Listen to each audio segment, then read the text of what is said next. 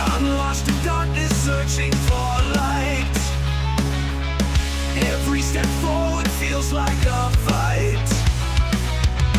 Shadows of doubt creep in my mind, but I refuse to surrender. I must find a way to rise above the pain, to overcome, to break the chains.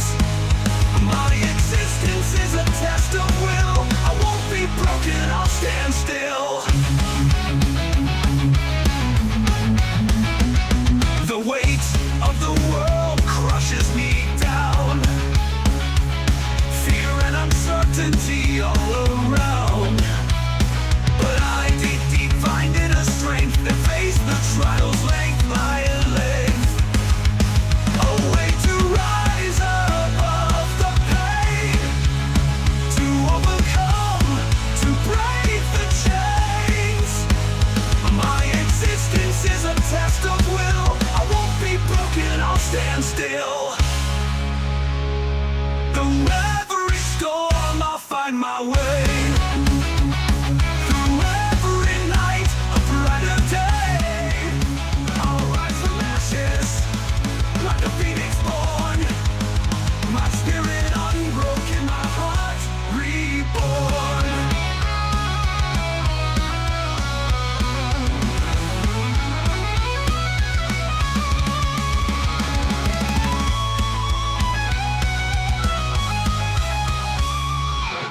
I've walked through fire and emerged scarred, but wiser, stronger, and unmarred.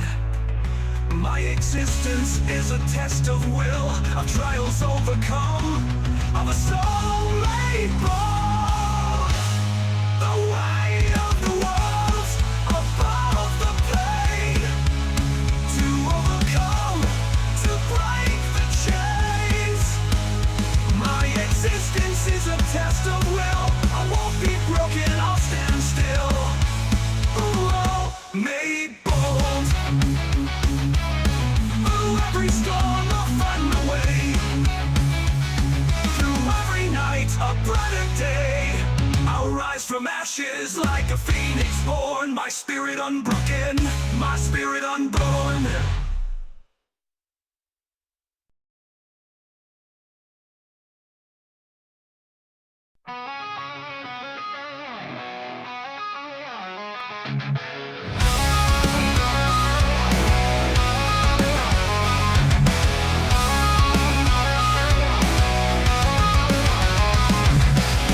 Day to day, nothing changes. All I want is a moment to think clearly, but thoughts come unrelenting, consuming every waking moment. My mind binds me and I can't escape. I shout for help, but no one hears me. One day I feel I'll just disappear. Lost in this chaos, I'm searching. Hey! Greetings and salutations, everyone, and welcome to the Dirt Sheet Radio Raw Post-Show Rewind for February the 17th, 2025. I am Tyler, the Pro Wrestling Hipster, here with Little Molly Holly, and we've got the whole crew in here tonight. Guys, introduce yourselves to the folks at home and around the world in case they have forgotten who they are dealing with. Oh, okay, sweet. How's it going, guys? As always, I'm hanging out with these two gentlemen, and of course, Monday Night Molly. I'm Caesar. I'm the noob to tick, what you want to call me. But of course, we have the other gentleman in the crew. He is CJ Carter, live and living color. I hear my echo again, and it's pissing me off. I don't hear your echo. I don't. Okay, well that's good. Yeah, Molly doesn't hear it, but she's not wearing headphones. So, and you just you faded to black and came Did the back. Wyatts showing at your house? Okay, well now I'm hearing you in an echo. Ooh. I don't know what's going on with that, sir. but I don't hear that. I don't hear that. I don't think Caesar, you don't hear it. I don't know if the folks at home hear it, but I hope guys, not. guys, we got a lot to get into tonight. Now, before we can get into the proceedings here, Molly, come back. You have to be here for this, guys. It's live. It is on the internet. DirtSheetRadio.com. That is where you need to go. That's your new homepage. We still love our family over at comicbookclub.com. No, you know that we still, that's the love is still there. The bond is there forever. However, DirtSheetRadio.com, your new hub for all things professional wrestling, entertainment, pop culture, everything there, guys. Check it out. It is there when you need it. It is open at 2 o'clock in the morning. If that's where you want to go, do it. And there's going to be a lot of fun. Bed at 2. Whatever. You're up. You know you're up. But yeah, guys, there's going to be a lot of fun content coming that way. Johnny Dirtsheet, Dirtsheet Radio founder John Escudero, I don't think was aware at how many people he has in this group that really want to write stuff. As a former English major, I am so excited. As a broadcast journalist, I'm right there with you. So guys, Dirt Sheet Radio, all the results from tonight's Raw are there, so be sure to check that out as well. Again, make it your homepage. Look at it all the time like we do. Again, not because we are legally obligated, but because we genuinely love to do it, and it's new, and we're excited, and it's going to be a lot of fun. But guys, we're here to talk about Monday Night Raw, though. We are just, 2 weeks out from the Elimination Chamber coming up in Toronto. I'm getting mad because me and Michael Cole was pronouncing that second T in Toronto way too much. You don't pronounce it. It was Toronto. Every time he said, I'm like, stop it, Michael. That's not how they say it. I'm not even Canadian, and I know that. Toronto. The same. There are some people like myself that do pronounce the O instead of like an Toronto. O instead of an but go Leafs. But so we are just right around the corner, and so tonight's main event having major implications for the Elimination Chamber. Seth Rollins and Finn Balor, hell of a main event. They went 18:48, a lot of time for a Raw main event.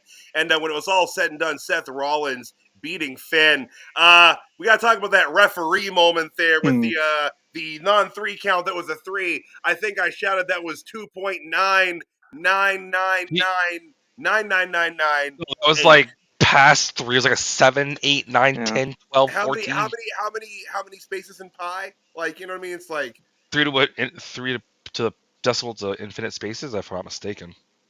I think they did find the end of pi, and then they reran the numbers just to double check. So I think it's on its second pass over now. CJ missed it, I think. No, yeah, I did. I'm laughing at the end of pi. For some reason, that just hit my ear funny, and now I don't know.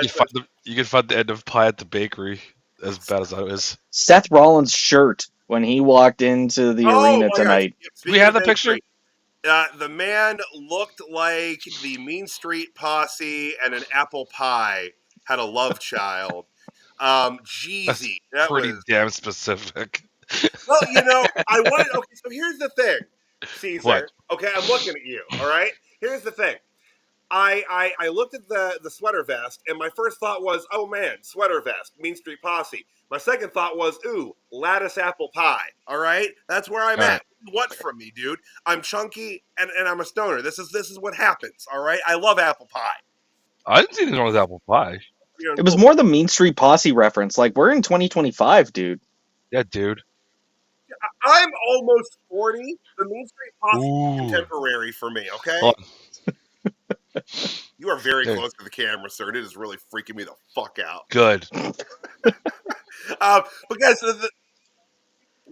thank you. They can't hear John, but John's asking why Caesar's forehead is on screen, and I'm going to tell the people at home. It's for advertising.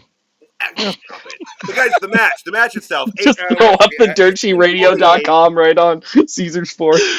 Here we go. Next we'll do that. The match was awesome. I actually went back and forth on how I love that. That's actually how Caesar. Is that what you were going for right there? Is that what you were? No, I can't do it as good as him. Okay.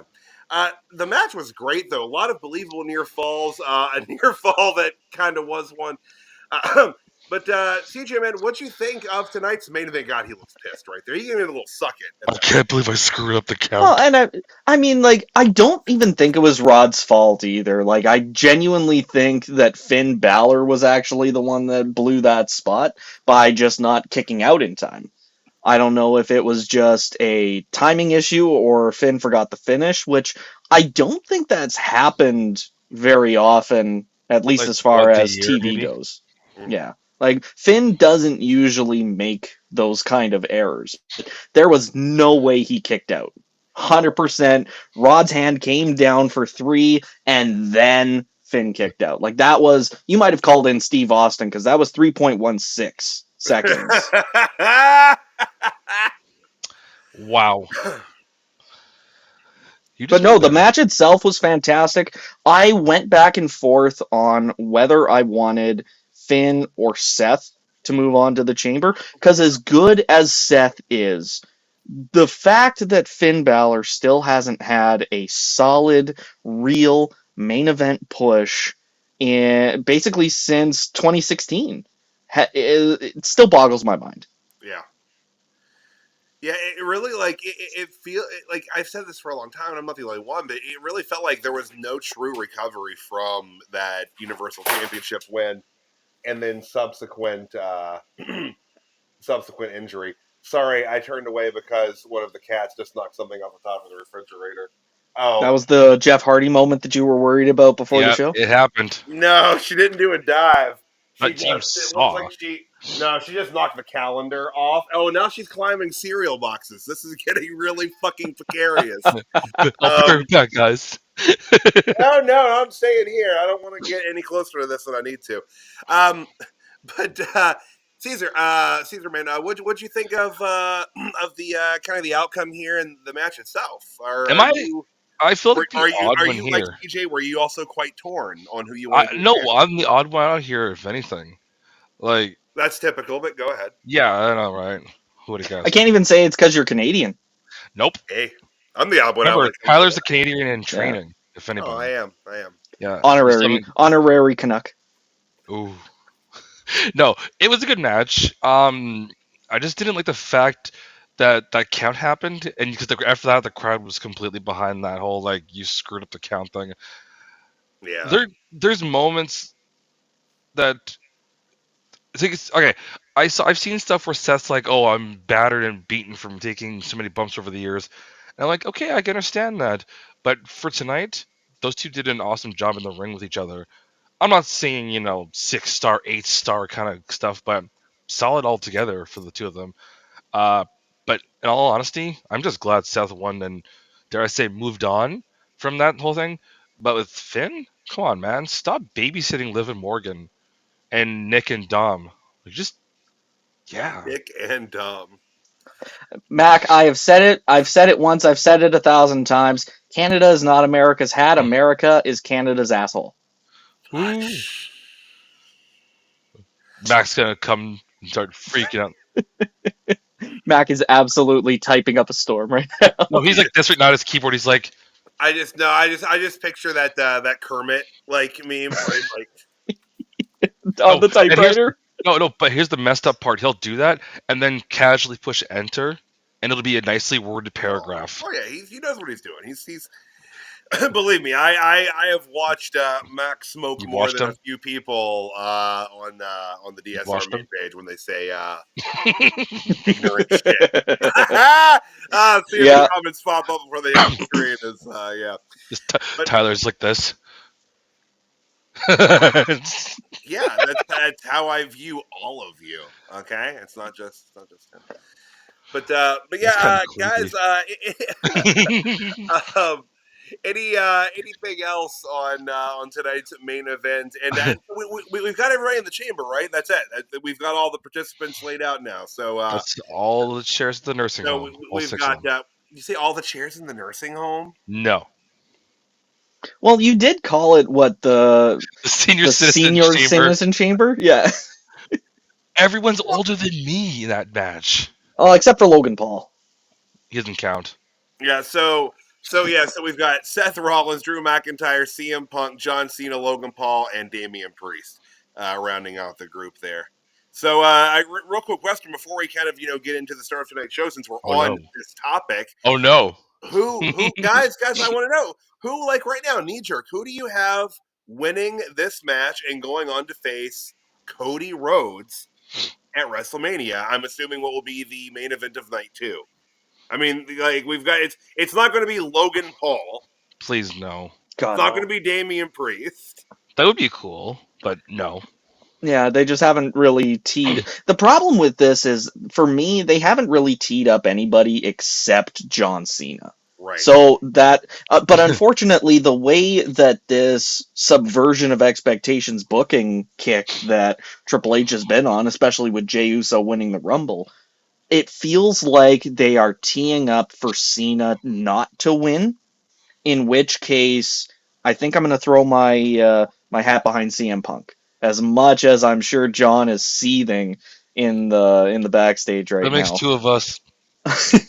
It just feels like they've at least taken some steps to set up Punk versus Rhodes, where they haven't really done that as much with anybody else. Now, granted, with McIntyre, with Rollins, they could pick that up the night after, or like the Raw after the Chamber. Right. But as far as work that they've done already, they have put in some work to setting up Punk versus Rhodes. So now, if they go that route, then do you think that would definitely just assure that we would get Roman and Seth? If it's not John, because I know that they talked about Roman, Seth, and Punk in a triple threat. Yep. If they do have Cena win the Chamber, I think they are going to do that triple threat. But yeah, Roman and Seth at WrestleMania, that has to be it. Night 2? Definitely not early in the show, that's for sure. I can see that being the penultimate match of night 2. Yeah. Makes sense. Yeah. I think they are still going to give the final match spot to Rhodes because it is the WWE Championship. Right. So I think, and especially if it is Rhodes versus Cena, there's no way that match is anywhere but the final match of night 2. Yeah, without question. But, all right, gents, anything else on the main event or the implications coming out of that before we hop around to the start of tonight's program? I'm just glad they didn't do it where they did like last week where, the New Day showed up or somebody showed up and then cut. Because that was dumb last week. That's my thing. Well, and to be fair, they did show it as part of the show this week. They did recap that post-match attack with the footage. But yeah, there was no reason for them not to show it, especially since it's worldwide on Netflix. Right. They didn't show that footage anywhere else before tonight. I don't think that even hit their socials. I don't think so. But one thing, since we're talking about Netflix, Caesar, you obviously know more than Tyler would because we don't get commercial breaks internationally the same way the US does. Nope. God, imagine if I just ended my sentence right there and been like, just rubbing it in one more time before we get on with the rest of the show. CJ? No. You know what? I get CJ. I like that. I can do this. This is fun for me. I get picture-in-picture during NXT. Oh, you know what's funny? Okay, so yeah, we don't get picture-in-picture. We get the match with commentary. Fuck! Live. Okay, but like when there isn't a match going on for NXT and SmackDown, we just get that "we'll be right back" screen that I had shared before. But particularly tonight, like Seth made his entrance before the break, and then during the break, we just got to watch for 2.5 minutes as he shook hands with fans, danced around while they sang his song. Like, this was an opportunity to do literally anything else for 2.5 minutes, and they don't. There's 2 of us. Remember that, Mac? There's 2 of us in here. Yeah, but don't forget, I'm the one that pissed Mac off. Oh, I know. I'm just sitting here politely like this. God.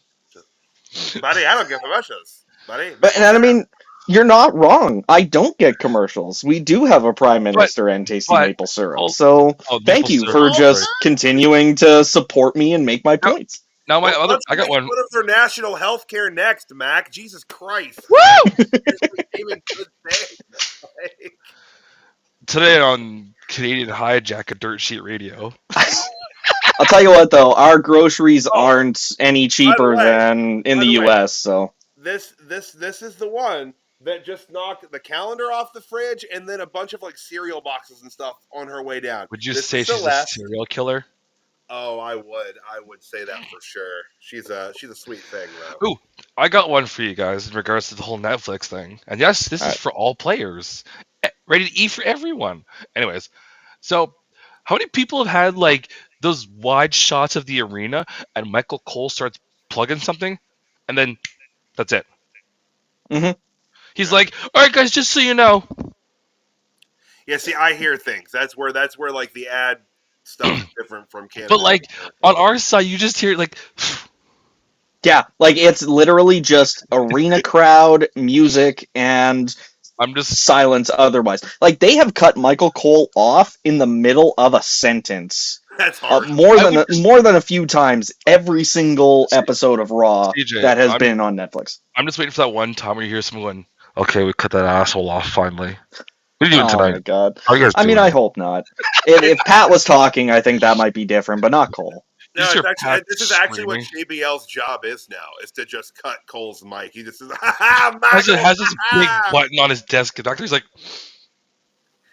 it's just got like a little no symbol with Michael Cole's face on it. So him and Bailey have the same button. Yes, they love it. Ding dong.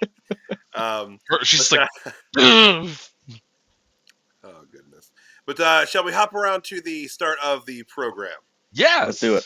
All right, so tonight's Monday Night Raw came to us from Charlotte, North Carolina, at the Spectrum Center. I absolutely love when they refer to some place, particularly as the Queen City, because like pretty much every state in the United States has some city that is referred to as the Queen City in that state. New Orleans is called Queen capitals? City. No, capitals are different. Charlotte, North Carolina is the Queen City. Cincinnati, Ohio is the Queen City. There's a bunch of these. There's a bunch. Just saying. This is more you know. Yeah, right. No one cares. So I wonder why specifically Charlotte seems to be the overarching, more commonly known as the Queen City. I'm not sure. Marketing, maybe. Yeah, I could see it. Yeah, their tourism board just like jumped right on it. Hey, oh my god, wrestling! Some tourism boards are good, some are terrible. Like it's I gotta say, like having grown up in West Virginia, it should be easy for them to attract people to come to that state. The wilderness is gorgeous, but they have a really hard time doing it. I don't know why. Country roads, yo. But WrestleTix reported that as of showtime, 14,125 tickets had been distributed for the event. I don't really know what it was set up for, so that kind of makes a difference, but that's the number I've got in front of me, guys, so here we are. They were saying on air, on commentary, it was upwards of 15,000, so there's just, WWE inflation. Well, they add all of the people that work concessions. They add, the ring crew. They add the camera people. Like they really do. Like that's the truth of professional wrestling attendance numbers. It's like, if you are a living, breathing person inside the building, hell, they might count the theater ghost for all I know. Maybe, But attendance aside, Michael Cole opened up the show as he typically does week after week as wrestlers filter into the building.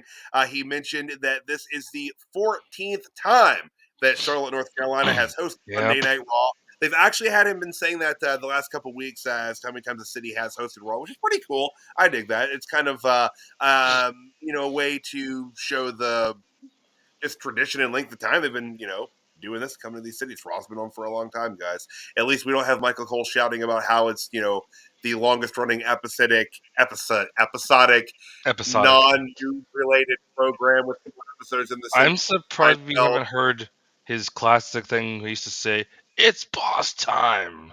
Well, because she's not in the company, you dunce. No, but you know, we used to do that every time. Anytime Triple H walks out, now it's boss time. There we go. Triple H is just like just clocks cold the back of the head.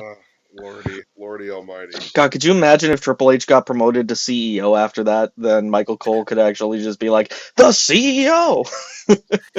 CEO! You just hear Triple H, hey, Pat, you're doing the show by yourself tonight? Oh, my God. But after intros kind of and hyping of the show was on there, we had the clip of KO attacking Sami from a couple weeks ago at the end of Raw, and then KO challenging him to meet him at the Elimination Chamber. And we had Sami Zayn make his entrance a little toned down. Sami's usually a little more hype than he was. He wasn't really hopping around, still selling the seriousness of the package pile driver, barely high-fiving fans as he made the ring, really more of a low. Jesus Christ! I saw that like a split second before it happened. I saw the cat jump up, and I was like, "Oh, cat!" And then immediately, Ziggy's a bully. Ziggy's a fucking bully. God. I don't know why. That was just so terrifying for me on a personal level. But Sami, much more demure, very modest. To go back to the internet. People still say that?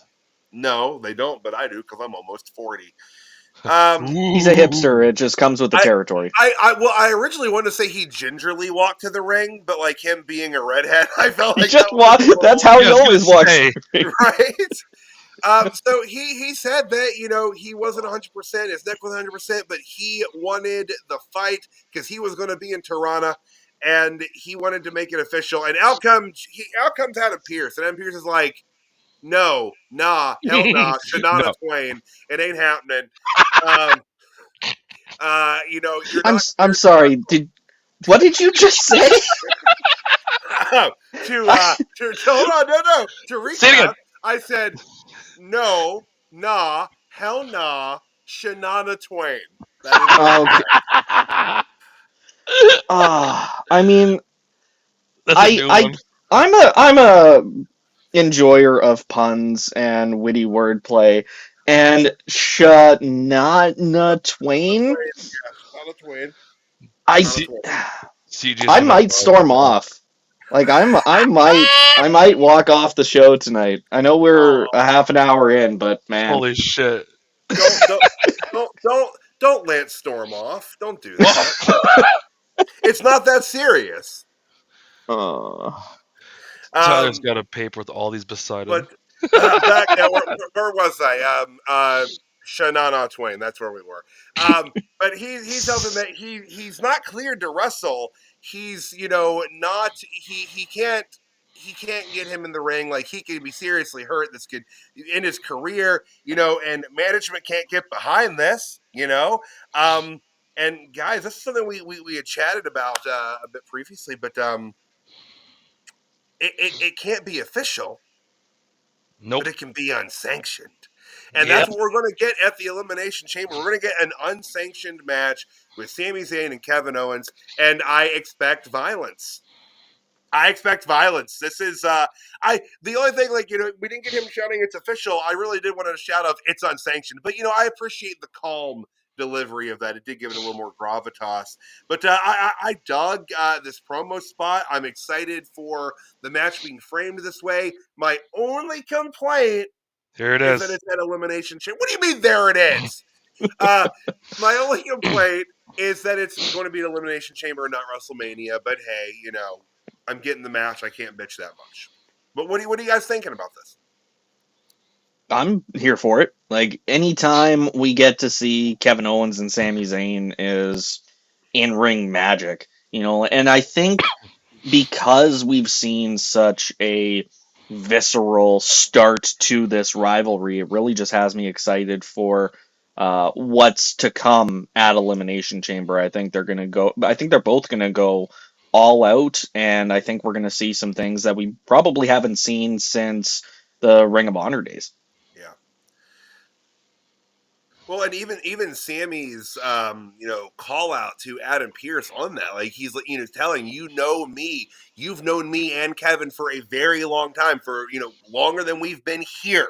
You know what this is like. I like that, and it's something that we would not have received under the last administration here in WWE. Nope. These not just references, but outright acknowledgments of past events that occurred outside of the walls and structure of WWE, and I love that. And it gives a lot of people were bitching and moaning like, oh, we're going back to KO and Sami. Yeah, we're going back to KO and Sami because it's good. It's been 2 years. It's not like we just did this 6 months ago. Or like Saturday we got back here, and it's always going to be that way, guys. This is a generational matchup. This is a Cena Orton matchup. This is Michael's Heart, except they get along. It really is it is that kind of matchup. This is a once in a generation type thing, and stop complaining. It's magic. Yeah, that seems pretty fair to me.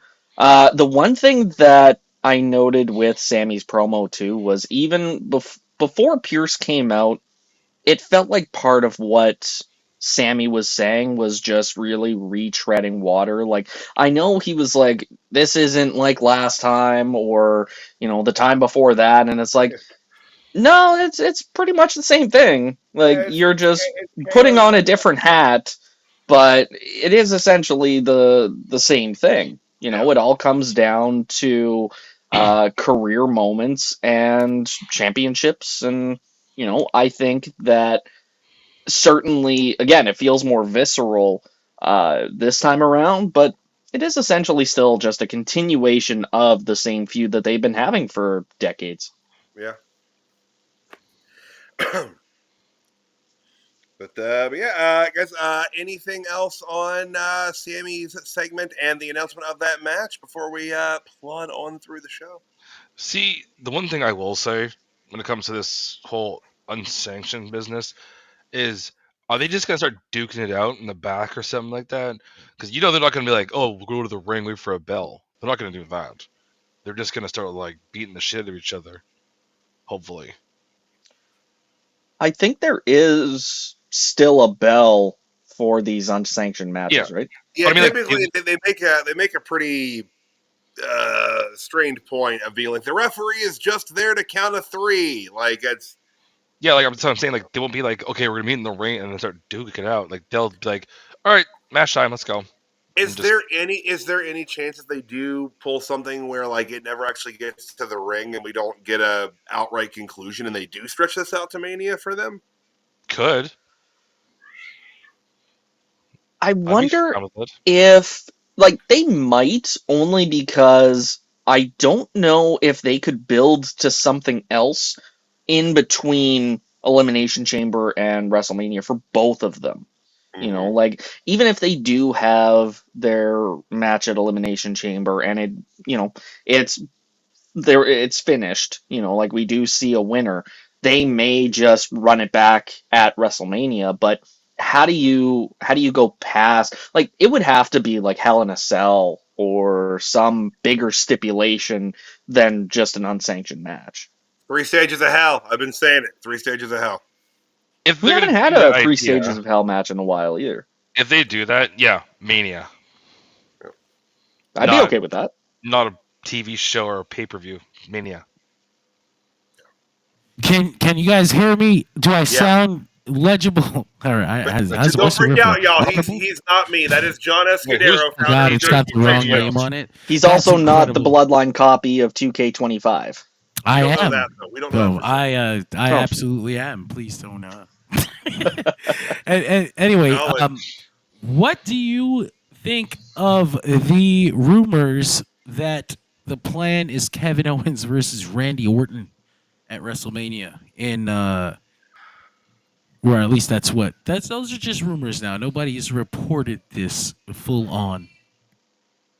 Oh, I can see that because it kind of rings true to that same point that I made earlier about the WrestleMania main event. If they don't go with Cena, they could pick up a story with McIntyre or Rollins to face Rhodes.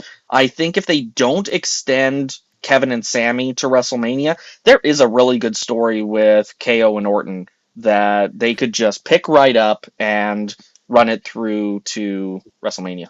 You know what I don't like about this is that Kevin Owens and Sami Zayn has such a built-in history and such a large emotional attachment from the fan base going into this that Orton versus Owens feels like secondary to that. Like, it's like, that's the other thing Kevin was dealing with. That's right, he did pile drive Randy, didn't he?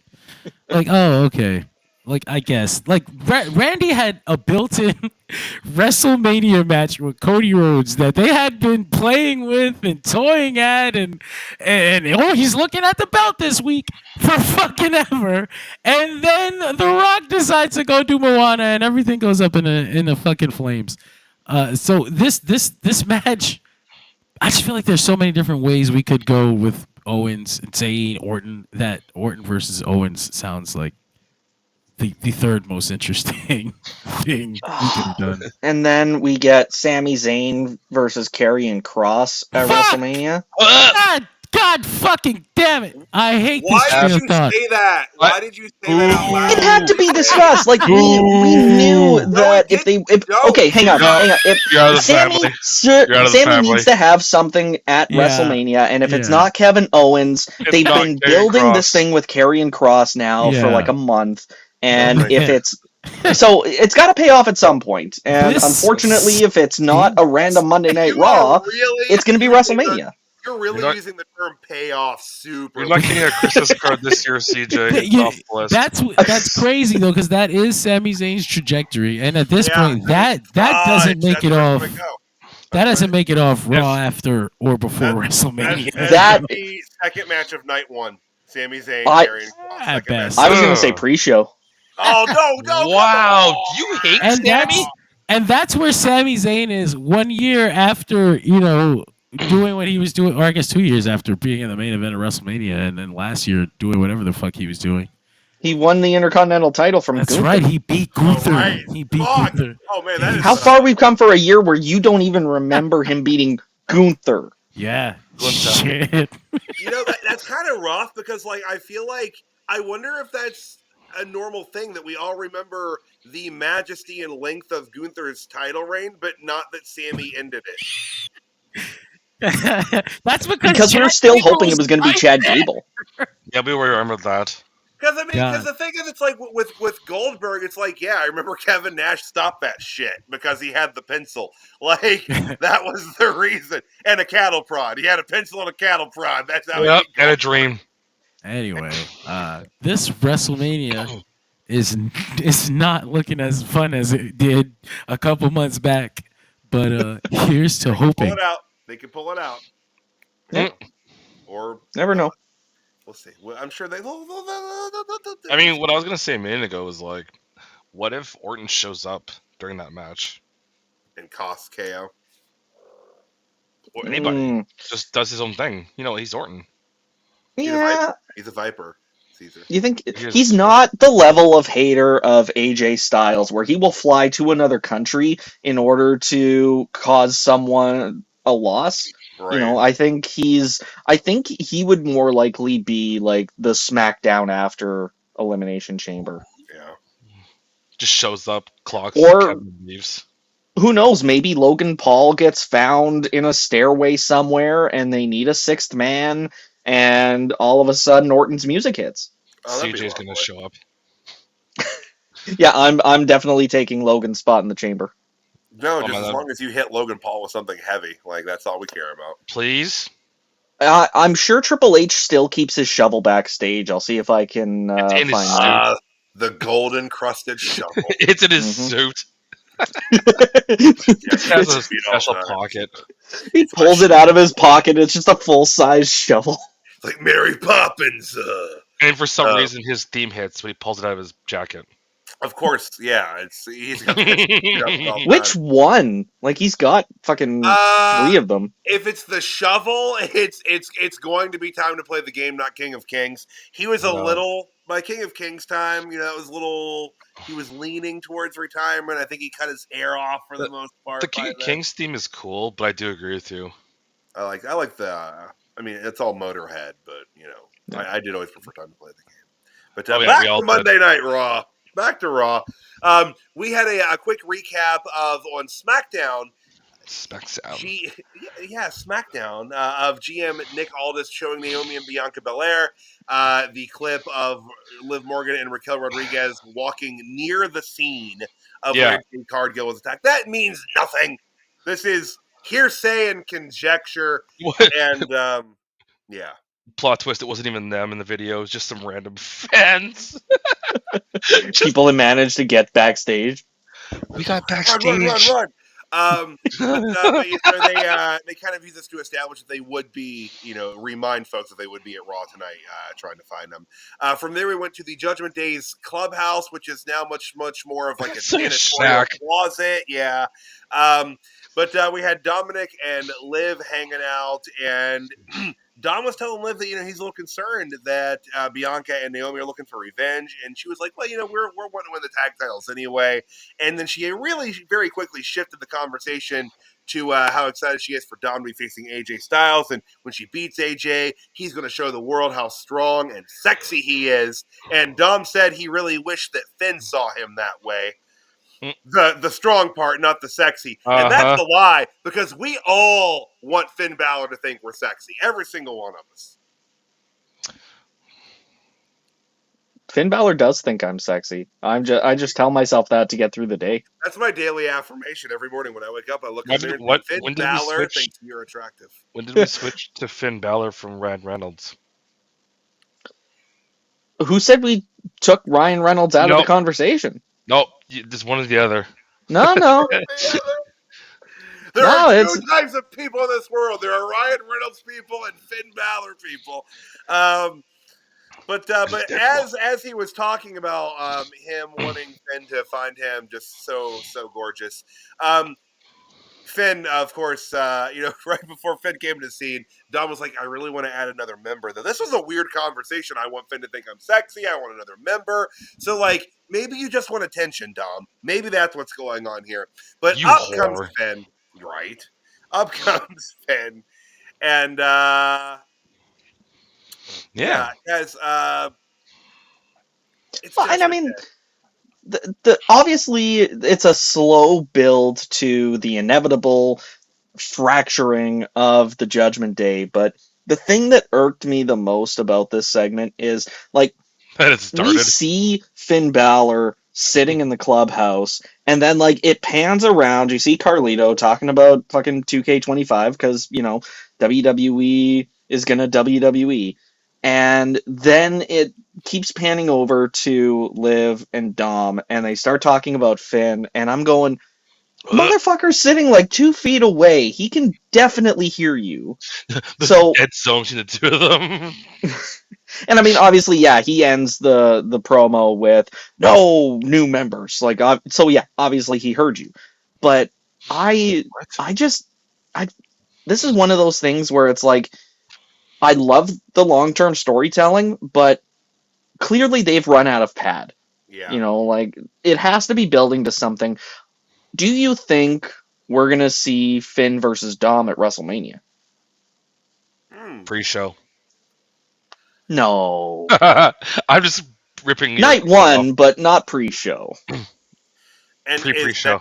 And is that when we finally get our Dom-Liv alliance? Nope. She ditches them. The key card, or I'm sorry, not the Dom-Liv, the Finn-Liv alliance with the callback to the key card and all that thing. He lost it. That was so long ago. He lost the key. Well, I mean, she's not even in that hotel room anymore. They've moved on to dozens of different cities. Someone else is in that hotel room right now. Right this minute. Watching our stream. Yeah, that'd be wild. That'd be really. Can you imagine? That's my hotel room! Oh my god, they're talking about my hotel. What do they know about it? We're watching it right now. Yeah. No! From there, we had Cole and McAfee talking about I Show Speed taking the spear from Braun. I turned this part off immediately. Anytime I get to see I Show Speed getting absolutely speared out of his body is a good day. Speed is shown pain. It is.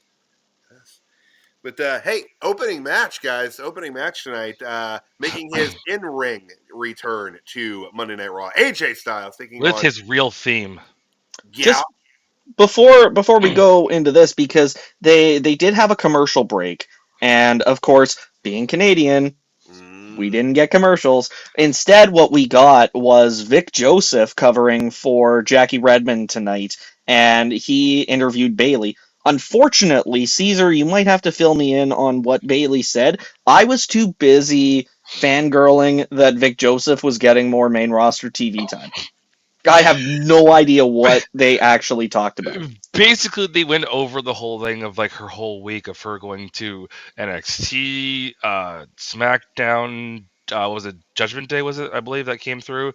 All that sort of stuff, and then of course her being on the I'm part of the celebrity basketball team game from like Sunday or Saturday, whatever Friday. it was. Yeah, and then her itinerary of coming back to Raw. You know, one of those a week in the life of Bayley kind of things. Okay. Oh my god, they did that with they did that a couple times throughout the night. I thought where it was because I know they played like some video package. Oh no, that's what it was because they did have Vic Joseph specifically like with full graphics and everything going. Oh, and Friday Bayley was here at the All-Star game. Then she went to Vengeance Day on Saturday, and now she's here on Monday. And it's just like okay, so stars like superstars travel a lot. That's not uncommon. Like we talk about the grind, we hear about the grind, and why is this in particular needing a spotlight? Yeah, I don't know. I'm fine with it. Like props to Bayley for being able to pull that off. The match at Vengeance Day was the basketball game amazing. How'd the basketball? She got no points. Oh, and I'm shot she tried. It was just kind of. Eh. Her stats were all goose eggs as far as I remember. Even like the patastrator that they did, they had to call it an assist because she shot the ball, missed, and then someone else on her team ended up getting the basket. So Pat's like, yeah, and she got an assist. Yeah, but that doesn't like get her any points. So good job, just trying to sell a goose egg. Calling her bad. Yeah. Oh man! Oh goodness! But AJ Styles, Dirty Dog, guys, 1-on-1. Let me see here. Time. 8 minutes 53 seconds. I think, understandably and probably predictably, AJ Styles getting the win here. I mean that's what Dom's for, right? He can take a beating and a loss. It's not going to hurt him. And after the match, we maybe have talking about some WrestleMania kind of implications here. Well, that's what we were just saying. Looks like we're going to get Braun and AJ. Braun and AJ, which I would assume that Braun will win that match because AJ's, I think he's starting to lean into that time of his career where, putting some younger folks over in meaningful ways is going to be the name of the game here. And they're going to put on a hell of a match. Here's the thing. AJ's not young by wrestling standards, but, I mean, he's still incredible in the ring. Phenomenal, one might say. But yeah, I dug the setup for that. That shirt catch was uncanny. I don't know how they did it. But gents, what did you think of this match and the potentiality of us getting Braun Breaker and AJ Styles for the IC title? Start us off, Caesar. Well, we can officially get this out in the open that Braun's going to get a huge rub with these two if they have a match. I don't want this to be a triple threat at Mania. If they're going to do it, give them the two of them, not like 4 or 5 people. And if Braun is going to spear people like he did with Dom earlier, I'm curious to see what they're going to do when it comes to AJ because, being the phenomenal one and all the kind of like, dare we say, sort of high spots he can do. Contrast of styles. Haha. So give him a good 15 minutes and see where it goes. As for winners, I feel like it's gotta be Braun's gotta take this one. Mm-hmm. Nothing against AJ, but bro, you're good, but you've already won the belt. With Braun winning, that's a huge push and a rub. Yeah. Yeah. I can also see that being the case at WrestleMania. The match tonight, I specifically wanted to shout out Dom. Like he has gotten so much better. Like he started out well, but he's really started to hone his craft, and it shows. So props to him for sticking it out with AJ tonight. That shirt catch was like Brock and Roman's microphone levels of just aura, and I think they have something really special here with Styles and Breaker. If there's something that is going to give Breaker's title reign uh, the prestige that they want him to have, AJ's going to give it to him. Mm-hmm. Yep. Absolutely. It's gonna be awesome. Again, I don't think that's something they're going to rush to Chamber, because obviously, like, next week's the go home show for Chamber. So let's make this happen in Mania, guys. Well, and I mean, like, you've got the 2 Chamber matches, you've got the grudge match, you've got what else do you have for Elimination Chamber? Because like they've been booking solid 5-match cards. It's gonna be LA Knight and Nakamura. Is that gonna be on there?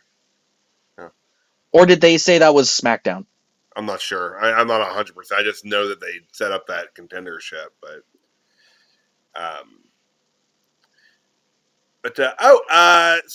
pretty a little nifty thing here. After that, they had a little note that Julius Creed is going to be on the coaching side of the Ultimate Fighter coming up on the next season. So pretty rad.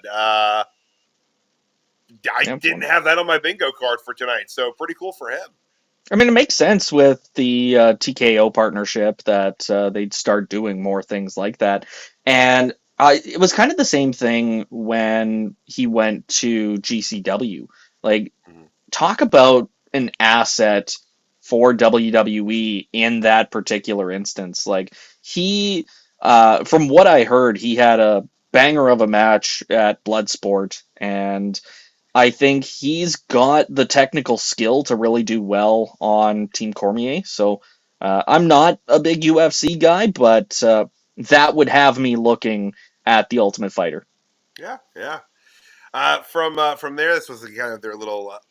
Just carrying on from the Elimination Chamber match card. The only other match that they had announced was Nia Jax and Candice LeRae versus Trish Stratus and Tiffany Stratton. Okay. Trishy time. It's Team Trishy time. So that the announcement of him being part of the Ultimate Fighter on the upcoming season led into the clip of last week of the Creeds getting DQ'd against the War Raiders, and then backstage, the Creeds and Ivy Nile were chatting about how they they didn't win yet, and Nile was reminding them that Chad wanted everyone to get it done by the time he got back from learning the dark arts of lucha libre. She didn't say it that way, but that's how he said it. And then she said she would beat Dakota Kai later, and Dakota walked up, and she told her Cinderella story ends tonight. So guys, what'd you think here, and how they're treating the Creeds without Chad Gable being around right now? I think the Creeds and Ivy Nile working with Chad Gable, it just doesn't have the same luster that it did when they started out. Like, I don't know if it was just because Chad Gable's Intercontinental title hunt didn't pan out, and that's kind of caused this ripple effect. But even when they first started working together as a unit and they get thrown into an immediate feud with the Wyatt Six, of course they're not going to win that feud. Right. So that really set them on the back foot. And then to try and finish up their rivalry at the same time with the Alpha Academy like that, of course we knew they were going to go over in that feud, but I think by that point it was kind of dud already. Like they just didn't have that same momentum heading into that feud, and I think that really hurt them. Agreed. But hell of a match that they had with the War Raiders last week. I'm looking forward to seeing them do it again. If they do win, hopefully that will get them on the path to some real momentum. But I'm not holding my breath. No. And this was not Ivy Niles' night to build true momentum. She and Dakota Kai went just around 6:45, and Dakota picking up the win here, becoming the #1 contender for the Women's Intercontinental Championship. I almost said North American Championship out of force of habit. Thank you, NXT. Relatively solid here. There were a few points in the match that felt a little plodding. I'm apt to kind of put that more on Ivy, but overall not bad. Looking forward to seeing Dakota and Lyra. And Lyra was there. Caesar, you had mentioned in the group chat that she made her entrance during the break, and were there woos for Bird Lady tonight? Well, at first I was sitting there going like, why are there not any? It's like her thing. And when videos cut from black to live again, there's a slight audio delay. So I was sitting there listening, and then all of a sudden she did her pose or whatever she does, and just whoa, like crazy. So I was a bit, I stepped over by accident, but there were woos. So I think I don't know if it was just the fans weren't expecting her music to hit right then, because from what I remember, like that first da-na-na and then silence, and then da-na-na, and then you had like a couple woos from like the fans that had kind of gotten in the uptake and were like, oh yeah, we're supposed to woo, and then everybody else came in for the third one. Okay, all right. So that's good. Though. That's good that it's building. Like, woo! It's almost like she needs some sort of sound effect or sting or just something to get the fans' attention before, like, so that they have more of a lead into that first woo if they actually want fans to hit it. Just throw in a loud bird screech. Why the hell not? No, we're not. Or just it's just a recording of fans going woo. Yeah, but then they'll think Ric Flair's coming back. Oh shit, you're right. We don't need that. This just in, according to CJ Carter, Ric Flair is back. Okay, let's rewind the tape here, because that's not even close to what I said. No. Goodness gracious. Oh gosh. Does AEW still even promote Woo Energy anymore? No, we don't. I mean, no. Oh man, it's what's it called? We lost the rights. They would probably say it. Woo. This one, like, the results surprised me though. I definitely thought we were gonna see Ivy win the #1 contendership over Dakota. It just felt like face versus face matches are hit or miss with me, and considering we've seen Dakota versus Lyra already, I thought this might be the chance to have Ivy step up and win. But I mean, I'm fine with Dakota winning. I'm looking forward to seeing round 2. My only beef with this is like, yes, this is going to be a cool match to see go down, and they're both amazingly talented women. Here's the part that sucks. Let's just say the match happens, Dakota clicks with some sick move, a finisher, gets a 3. What happens if in like 2 weeks she gets injured? Not wishing for that. And it's something that sucks about her right now. She's been in a bit of an injury situation. We don't want that, of course, but like, you know what I mean? It's like they're kind of like almost scared to pull the trigger and give her a belt. Well, and I don't see her beating Lyra to begin with. Oh God, no. Regardless of whether she was injury prone or not. Yeah. But even David's comment, like, there's no real direction for the women's IC title heading into WrestleMania right now. Do we see that match being left off WrestleMania entirely? Isn't it just like for like a couple weeks? It's unfortunate if they would. I mean, they have a little bit of time for Mania still. Yeah, it's a really bad look for that belt if they don't. I feel like Lyra's had a tough row to hoe here with how they've presented her and booked her, and it hasn't really been particularly fair to her. She was really behind the 8 ball for a while there with Katana Carter. Your favorite tag team? Which, by the way, where the hell are they? Catering. I don't know. I feel like I've been kind of clinching, waiting for the announcement that they were released because it's been a couple weeks since they've been even on NXT television. But they're there. They're in the building.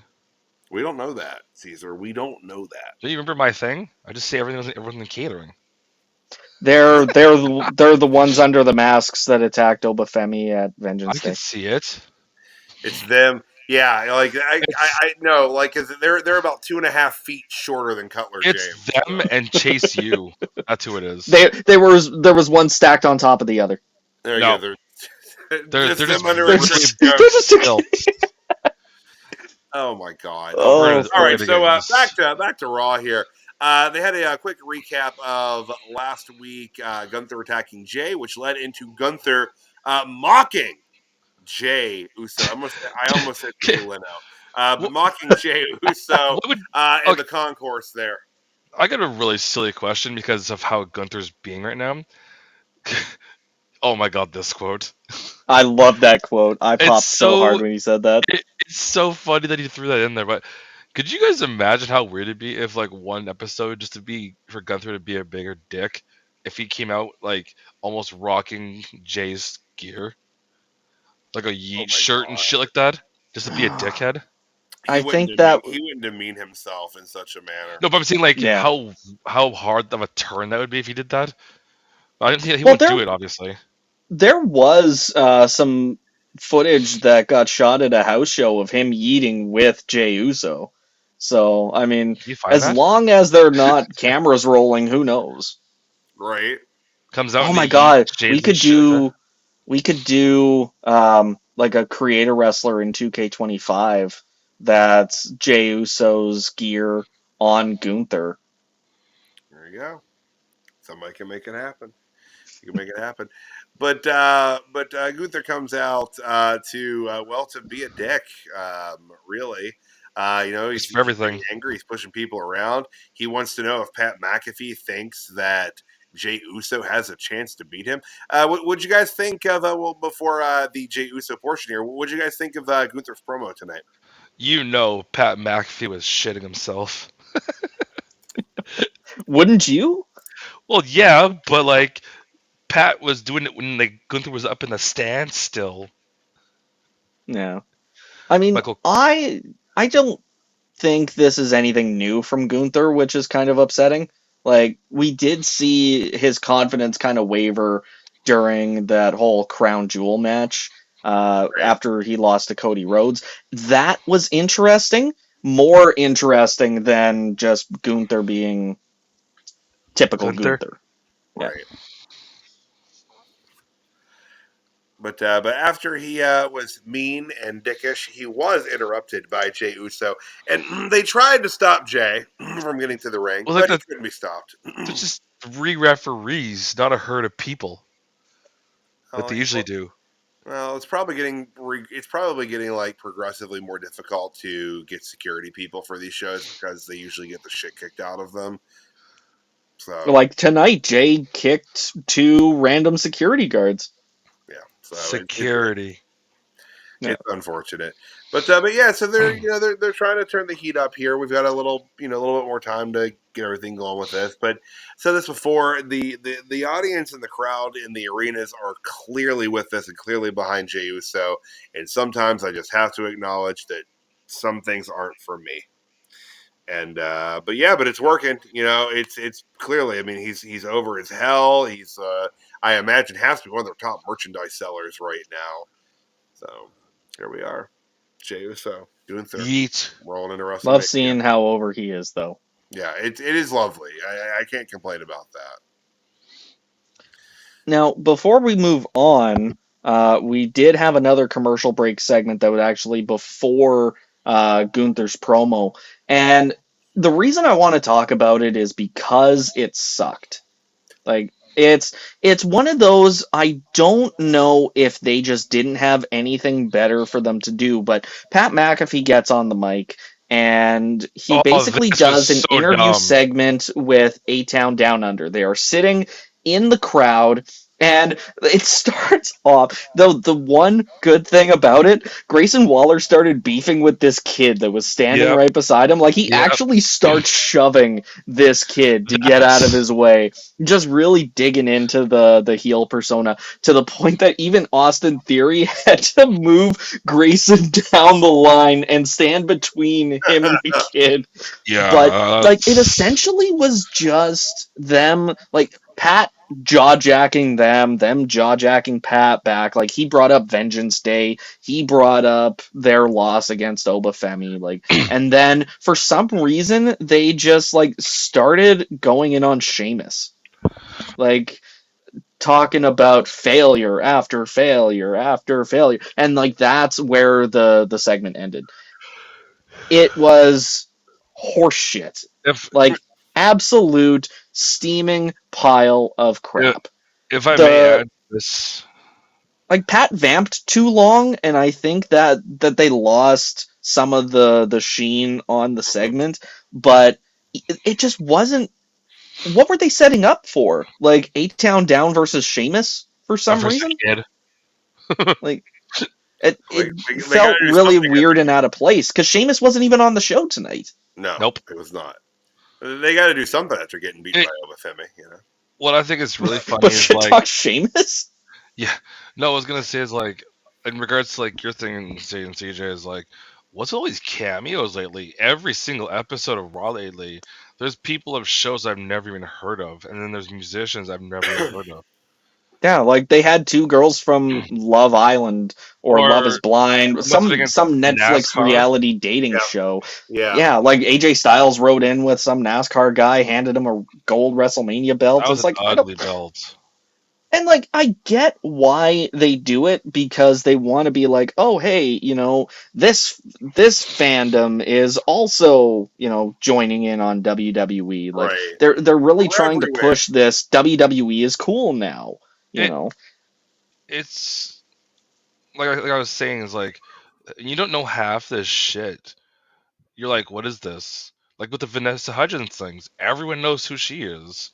So, and then what was it like the one? But one here's team? the thing, Caesar. You can make that same argument for a lot of people, but like you could be like, everyone knew who Bad Bunny was. I did not know who fucking Bad Bunny was. Oh no, I completely agree. Like, I didn't know who Sexy Red was.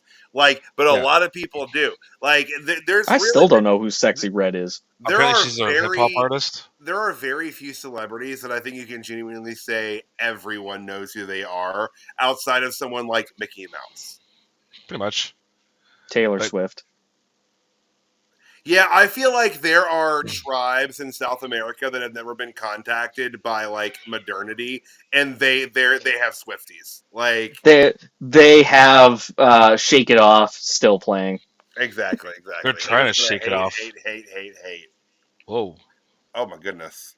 Wow. Well, yeah, like the slow long term.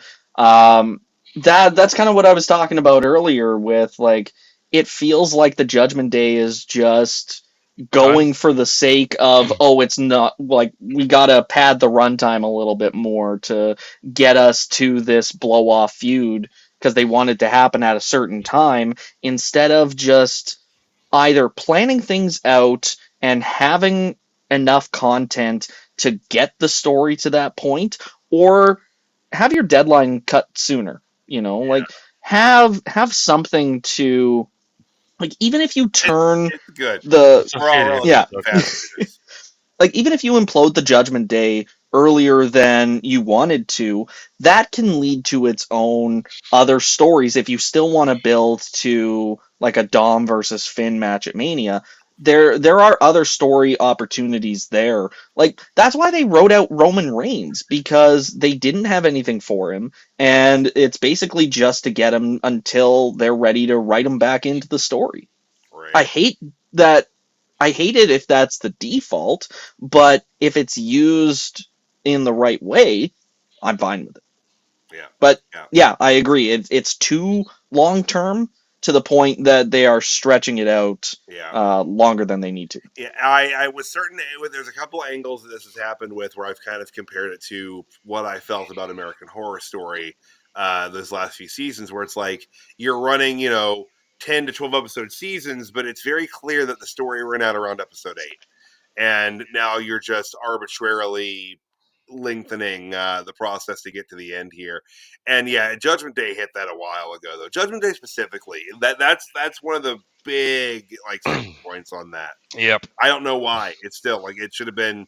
This is why I've said it before with like WWE, where like say one Raw, they do it where they have these 5 segments and matches kind of thing, and then the following week it's 5 different ones, and then they don't have to intertwine with each other. They just have this 5 this week, this 5 next week. Week after that, you do another set of people, like make people let's go. Oh, what's happening? Let's look at the card. Not the same 30 people every week. Right. But. Yeah, like I'll mention it. I was gonna mention it later, but just the fact that they're already rematching Penta, and he's only been on the roster for a month. Yeah, that's a big bad. Yeah. So like what was the so yeah, you had Penta and Pete Dunne was our next match tonight, and they what was it? 3 weeks ago? Well, and they did have a like we talked about the segment with Gunther and Jey Uso. We had an interview segment after that with Liv Morgan and Raquel, where it's basically, did you see us attacking Jade Cargill? No, you didn't. Like, still just, this is another one of those storylines where it's like, it feels like they're building towards something, but we just keep circling this same drain. And I don't know why. No, I was going to say, look, I just wanted to jump in on this for a second here.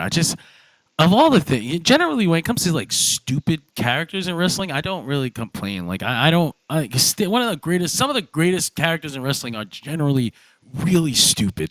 Like if you were to question their actions, you'd be like, hold on, this Sting guy, does he have a mental disability? Like, why does he keep on befriending these salacious characters? But I just thought like this interview was so fucking dumb. Like, if it wasn't you, then why? Like, what are we doing here? What did you see us? Like, what the fuck?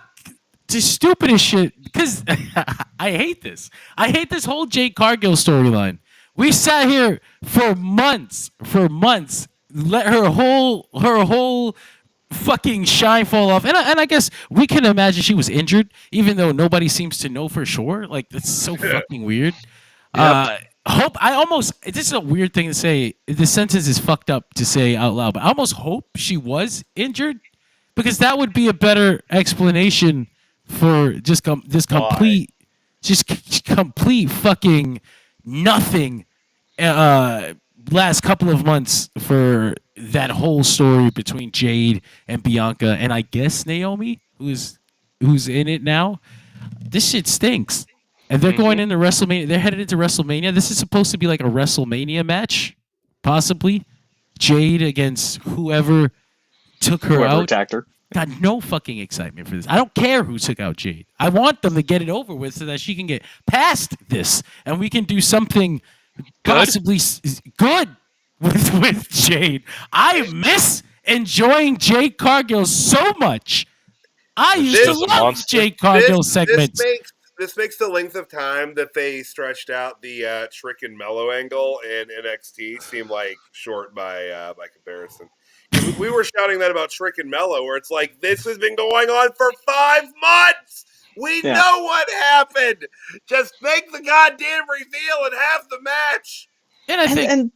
No, go ahead, and CJ. I mean, well, and specifically with Mello and Trick, like, that really is a prime example of what I've been saying, where it's like we're circling the drain because it's not time to reveal the spot yet, but you gotta pad it with something meaningful. Like, if you're gonna draw it out, like, have other things going on instead of just the exact same conversation going round and round again. Like, going back to Liv and Raquel's interview segment tonight, like, they should have, if it wasn't actually them, they should have been adamant. Like, they should have been like, it's not us. Yep. We didn't attack them. Like, I'm sick of having these accusations thrown at us. If the tag champs want to come at us, then by all means, but we didn't attack Jade Cargill. That should have been the conversation, and I don't like that. Like John said, they're just not doing anything meaningful because they're waiting for this moment to happen. It's like they want the audience to believe that it could be Liv and Raquel, but this is such a shitty, clumsy way of doing that. Like, if they were just to say we didn't, we would still not believe them because they're bad guys. So, like, maybe they just saying they aren't. But like you said, they should have been adamant that they didn't, because this came across fucking dumb. Mm-hmm. Yeah. It's like they're still trying to draw tension and drama where there really is none. I like the one comment. I don't know if John's got it ready, that David said about suddenly. Yeah, this one. Like, oh my god! You'll see all this. Listen, I have another camera angle. I'm gonna show you it. And then he's gonna click his remote. That long, like 15-second break, and it's gonna be, oh my god, Bianca standing above Jade. Where did this camera angle come from? Wait 2 more months and we'll show you. To be fair, I liked when they did it 22 years ago. Triple H and Shawn Michaels. Who did it? It was me, It was also Shawn. really fat. It also took place in a span of, like, what, 2 months? The whole mystery was done in, like, 1 summer. That was good. Yeah. So we did kind of talk about, well, the picture was shown during the commercial break after that interview segment. We had Jey Uso making his way to the back, and he runs into Kofi and Xavier, and they basically just speak at each other like, oh, you wouldn't have your moment if Kofi Mania didn't happen. And then Uso's basically like, well, if we didn't bow out, then you wouldn't have had your moment either. New Day sucks, walks off. Pete Dunne comes out of nowhere. Xavier calls him Butch, and he's like, yeah, New Day sucks, and then heads out to the ring for his match. Another nothing burger of a commercial break segment. Luckily, it was only for those of us up here or internationally that saw that break. Right. Yeah. But yeah, so then they ran it back. Pete Dunne and Penta. We went, where are we at here? 10 minutes, 5 seconds. Penta continues to not lose since being. And Ludwig keeps stalking Butch. Yeah, Ludwig came down. So I'm wondering, gentlemen, if Ludwig Kaiser maybe saw my comparison to Mike Myers' character on Sprockets last week with his solid black turtleneck, because he wore white tonight, and he did not look like he was about to shout for someone to touch his monkey and dance, as we do on Sprockets. But yeah, so he's still hanging out, being weird, being a creeper. This match happened. Just being Ludwig. I'll tell you, Ludwig made me realize that the temperature in the arena must have been a titbit nipply in there. He was definitely begging to poke some holes in that turtleneck. That's all. It's a little preview for some, somebody's gear later. But would you say that it was getting cold in here? Of course, you haven't seen Bring It On, as you stated, so you're not getting these references. But I mean, shout out to Jade and Bianca Naomi and Bianca for having. Yes, it's a titbit nipply. Yeah, I don't get the Bring It On references. But they're there, and they're good. But guys, anything on Penta and Pete here? I mean, they still had a solid match. Like, Yeah. I mentioned it earlier, it sucks that we're getting another rematch so soon into Penta's WWE career, but at the same time, we had people complaining about him showing up on main event already. Yeah, I thought it So, was weird, actually. I mean, I'm fine with that because it's just an opportunity to get him on more WWE programming. Like, main event is still a solid show. Like, no story, no killer, all filler, or no filler, all killer. Yeah, Like, it's you just get match two after matches, match. and shut up, Tyler. You know what? No, I'm no, allowed to no, misspeak. I'm just laughing because, like, sometimes there were a couple times that I think I literally said that during Level Up. I think I said that more than once, where I said all filler, no killer, and I'm like, wait, no, I'm sorry, Cutler James. Oh my Be on gosh. Linux. Yeah. Okay, so we did like Hmm. I don't know if there's a match for WrestleMania here, whether it's something like I feel like Penta should have some kind of WrestleMania match, especially given how they've built him up since his debut. Like to leave him off the card just doesn't make sense. Night one. Especially with two nights, there's got to be somewhere for him to Night have one something early to in the do. show. Not Hmm. pre-show. Yeah. Well, hopefully not pre-show. Yeah. Like unfortunately, I don't want it to come down to the fucking battle, like the Andre Battle Royal, Right. like because Mm-hmm. they've basically treated the SmackDown before WrestleMania like an unofficial Night Zero, Right. and just shoving so much What? like if you're not on WrestleMania, at least you're on the SmackDown before. You're in Vegas, like why can't you be? Oh my god, you you know what?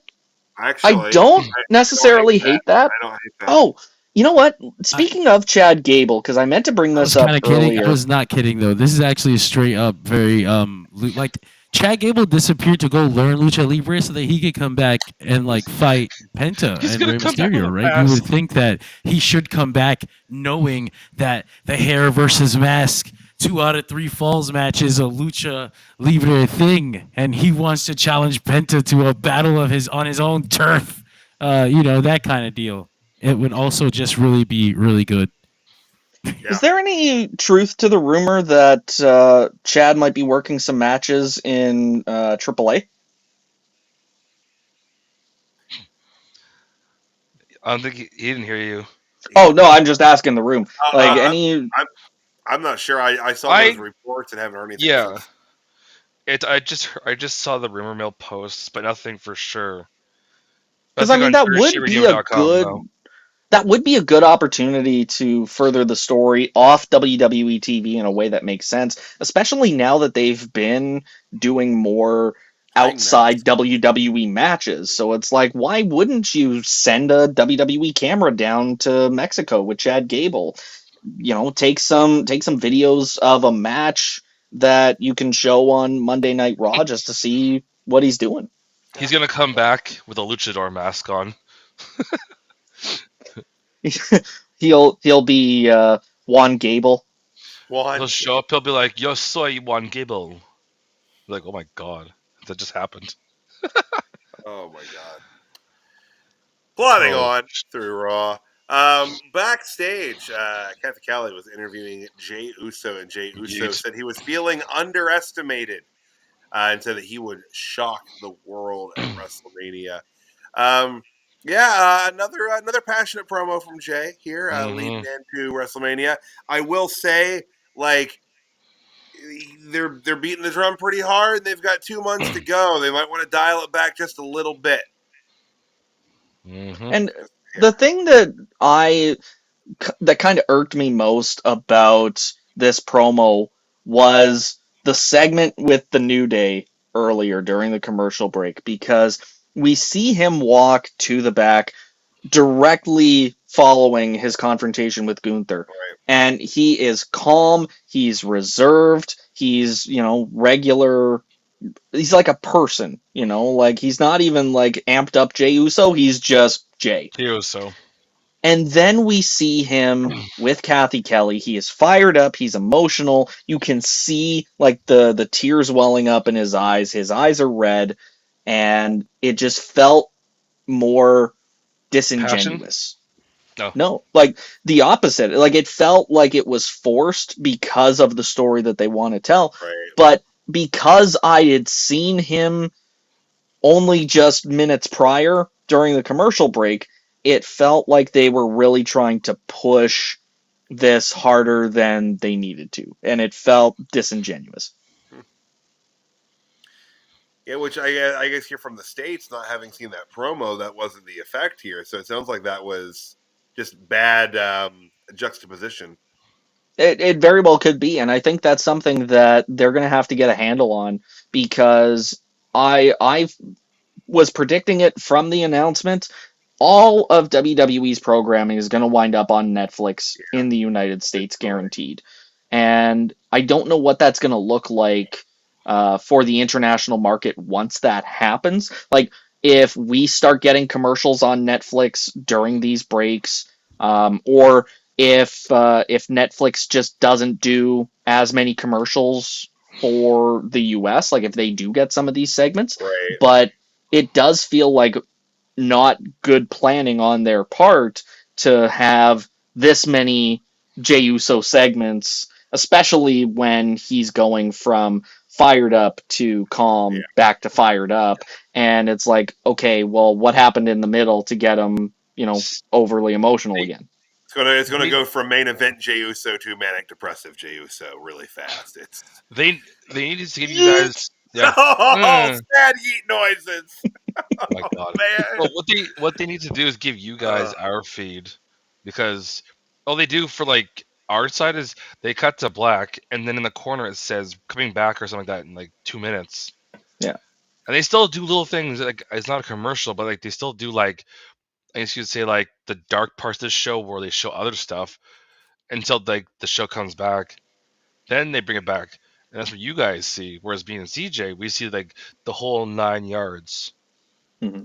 So, and I mean, sometimes they put them as like web exclusives on WWE's YouTube page, so that American audiences can see them.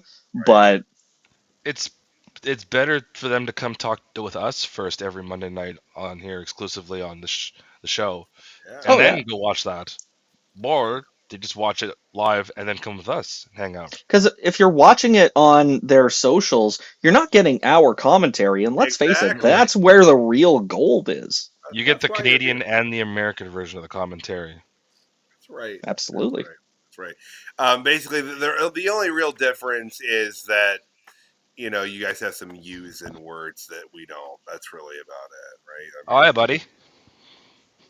It's about otherwise culturally, poutine's not big down here. But moving on. We had a vignette kind of catching up the Raw audience, if they weren't familiar from her performance at the Royal Rumble, but catching them up with who Roxanne Perez is, and kind of a very quick overstroke of what her character is. Did we miss the Io Sky one? No, that came in after. Oh, okay. Yeah. Closer to the end of the night. But I was glad they did that. Always good to kind of give them a little extra explanation here. But I was excited about this from the announcement. Y'all know, I am a big proponent of NXT talent and a huge fan of Roxanne Perez. And if we're gonna be getting some Monday Night Roxy going forward, I'm here for it. And Roxanne Perez and Raquel Rodriguez, I was kind of fearful that Roxy was just going to kind of be fodder here. I was so glad she wasn't. Not the case. Roxanne Perez ending up with a win. Now, granted, there was some outside the ring issues here, but she did get the win here tonight. What was the time I had on that? 7 minutes, 30 seconds.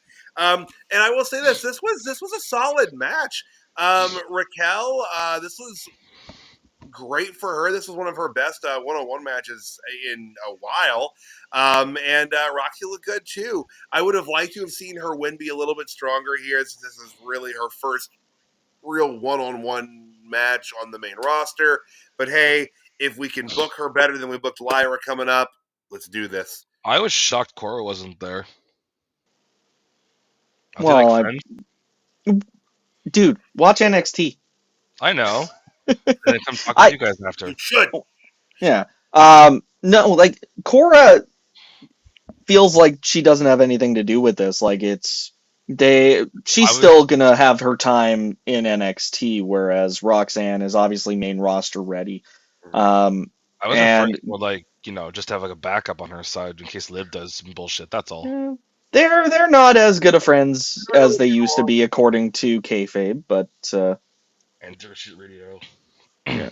But to Tyler's point from earlier, because he talked about how they used the clip from SmackDown to remind the audience that the tag champs were going to be at Raw, seeking vengeance on Liv and Raquel. By the time this match came around, I completely forgot that they were in the building.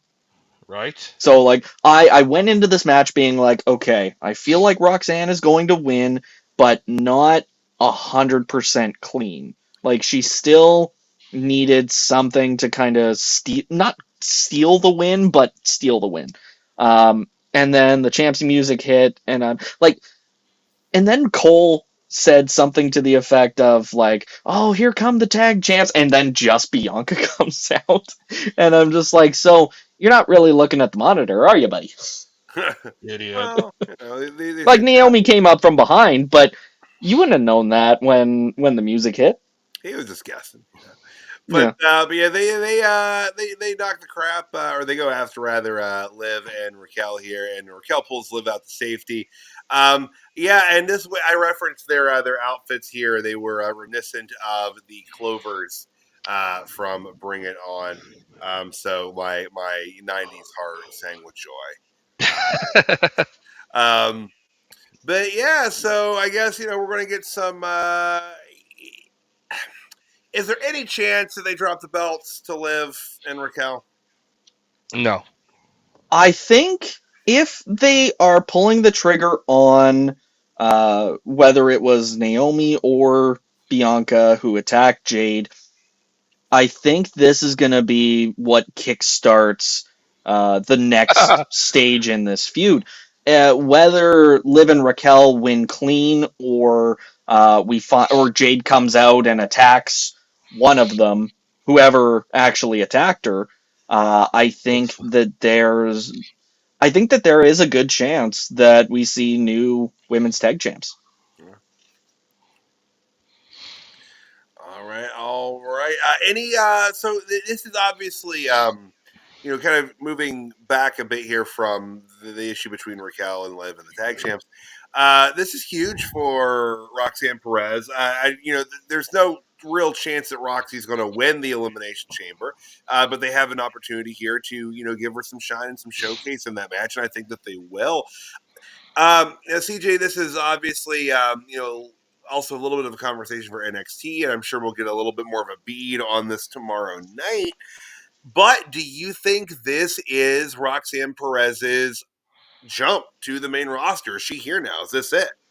I actually was going to ask you that same thing. Because she took the pin Saturday night. That was almost kind of her. To me, that seems to be the only real reason to have had her take that pin. And I will say, if she's on the main roster from now, hell yeah for her. But I really did want to get that program with her and Cora one-on-one before she popped up. So we'll maybe get a little clearer idea of that. But where are you at on it right now? Well, and I think because there is still the build to Stand and Deliver, there is a chance that, and because we did see it a little bit with Carmelo Hayes. Like, he came up to SmackDown for that U.S. title tournament, and then went back down to NXT to finish his feud with Trick Williams. Right. They may just do the same thing with Roxanne, give her a little bit of main roster exposure, send her back down to completely wrap up in NXT, and then bring her up to the main roster full time. Because I noticed tonight that they were doing the same kind of thing that they did with Roxanne, that they did with Carmelo. He was working as a, leaning into some more heelish tendencies in NXT, but he was still being presented as a face on SmackDown. And being put up against Raquel, I think they were doing the same thing with Roxanne. Like, they want the fans to get behind Roxy, so they're going to cheer her without changing a whole lot of her character presentation, not changing anything too drastically from NXT. So I think that after Elimination Chamber, we will see her go back down to Florida and finish up her NXT run. And then after WrestleMania, we'll see. I don't foresee her doing double duty, but I think if they do bring her up to the main roster now and say, yeah, we're gonna have some kind of payoff to Roxy versus Bayley heading into WrestleMania, then I think that could be just as likely. If they had any balls, if Triple H had balls as big as his nose, he would book Roxy and Bayley's payoff at WrestleMania. Because why else? Why wouldn't you book this child that idolized Bayley in a WrestleMania match with her fucking idol? What else do you need to sell that being on the WrestleMania card? But of course, it'll probably be on Backlash and it'll be forgotten and not a soul will remember this 5 years from now. But it could have been something significant. It already started at the Royal Rumble. They already have touched each other, but only in the triple threat match. If you want to pay it off, don't do it at Stand and Fucking Deliver. Go down the block and do it in the big stadium, and you launch Roxanne from there, whatever show you wanted to be on. And if they did do it that way, obviously Roxy wouldn't be available for Stand and Deliver. I mean, in all likelihood, because it's the afternoon leading into WrestleMania. But yeah, John, I'm on board that they should do it that way. As much as I do want to see that, Roxy Cora program. Hell, they could rush it a little bit and they've got that Roadblock, NXT show that's like a Tuesday, random named Tuesday event that they're doing. But so they could do something like that there. But like, I wouldn't hate seeing them do go the Bayley Route of Mania. Here's the other things. Just since we're talking about NXT, here's the other thing that kind of ticked me off about the whole NXT presentation. Like we talked about the rebranding of NXT pay-per-views to WWE branded. Like it's WWE Stand and Deliver, not NXT Stand and Deliver. And yet, Vengeance Day was listed in the same series as regular NXT.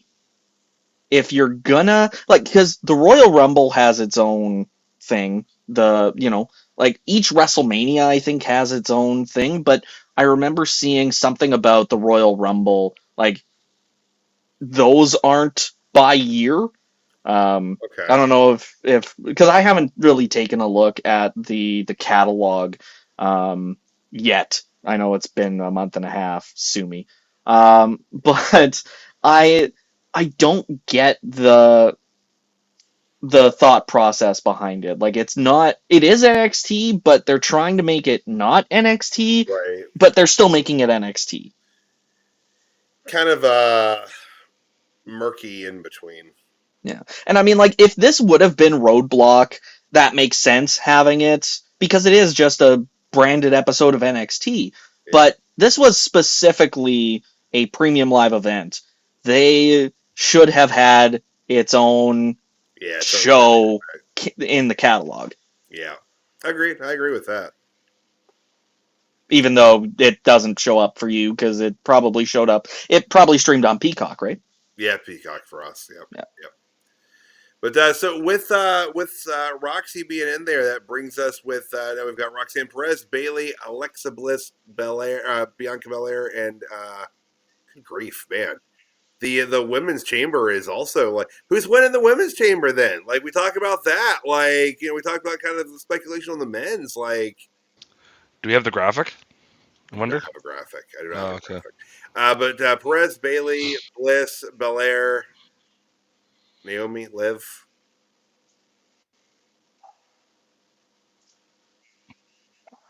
Was that it? That's what I'm saying. Roxy?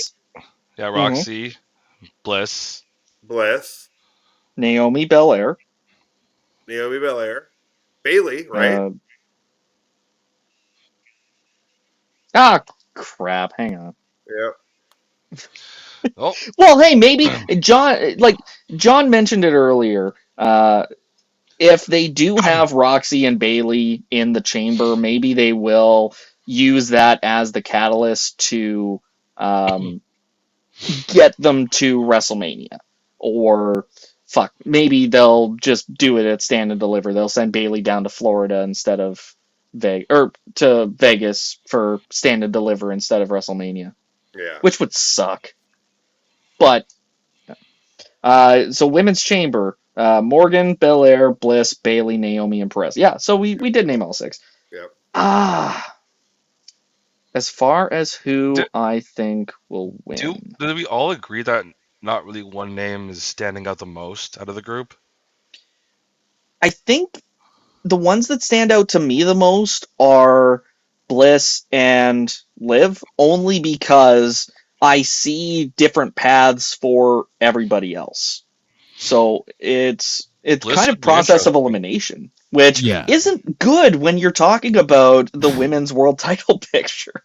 10 weeks away. CJ kind of hit the nail on the head there. Process of elimination only really leaves you with 2 options for this match, and if you want to eliminate even further, that only really leaves you with 1 option for this match. They're not doing Liv and Rhea again. Please no. And that is the option, right? It is Rhea, right? Charlotte already chose Tiffy. Yeah. Right, but SmackDown. We have a title match in 2 weeks. Rhea defending against Io Sky, and if they do go Io versus Liv, that would be at least something new. But I think I see Rhea walking into WrestleMania as the champion. Same. I think even in the event that somehow Rhea loses the belt, I still don't know if Liv would be involved. I have this feeling that Liv is going to be tag team champion going into WrestleMania with Raquel, just because they have nothing better to do. Right. And Jade and Bianca and Naomi have their whole situation sorted, and they don't need that belt for that. Mm-hmm. So it's definitely Alexa Bliss going to WrestleMania against Rhea Ripley. What the fuck is this match? We'll see. Well, and I guess Io versus Bliss could be, because that would be and Alexa's on SmackDown. That's the other thing. She is and she kind of already has that teased alignment with the Wyatt Six. So I wonder if it is just going to come down to Liv Morgan because everybody else already has something. Right. So Io versus Liv. I don't know if I like it yet. I'll say that. I'm not really sure, but we'll see what happens. We'll see. We got a couple weeks to go here, but back in the backstage, we had Kevin interviewing Seth Rollins regarding the main event coming up.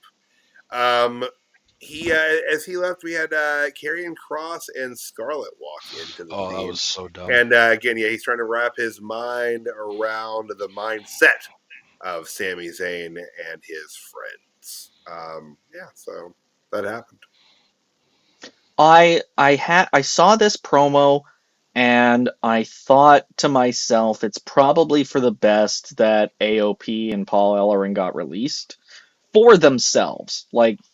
Karrion Kross has definitely improved over the last few months. Props to him for turning shit into chicken salad or whatever the phrase is. I don't know. I'd say that he turned shit into a slightly more palatable form of feces.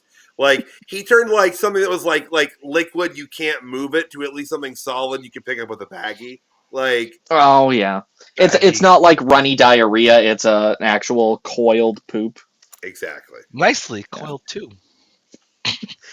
But I still don't want to see Sami versus Kross at WrestleMania. Right. Nobody does, but I mean, we said the same thing about Final Testament versus Lashley and the Prophets, and that match actually didn't suck as much as I thought it would.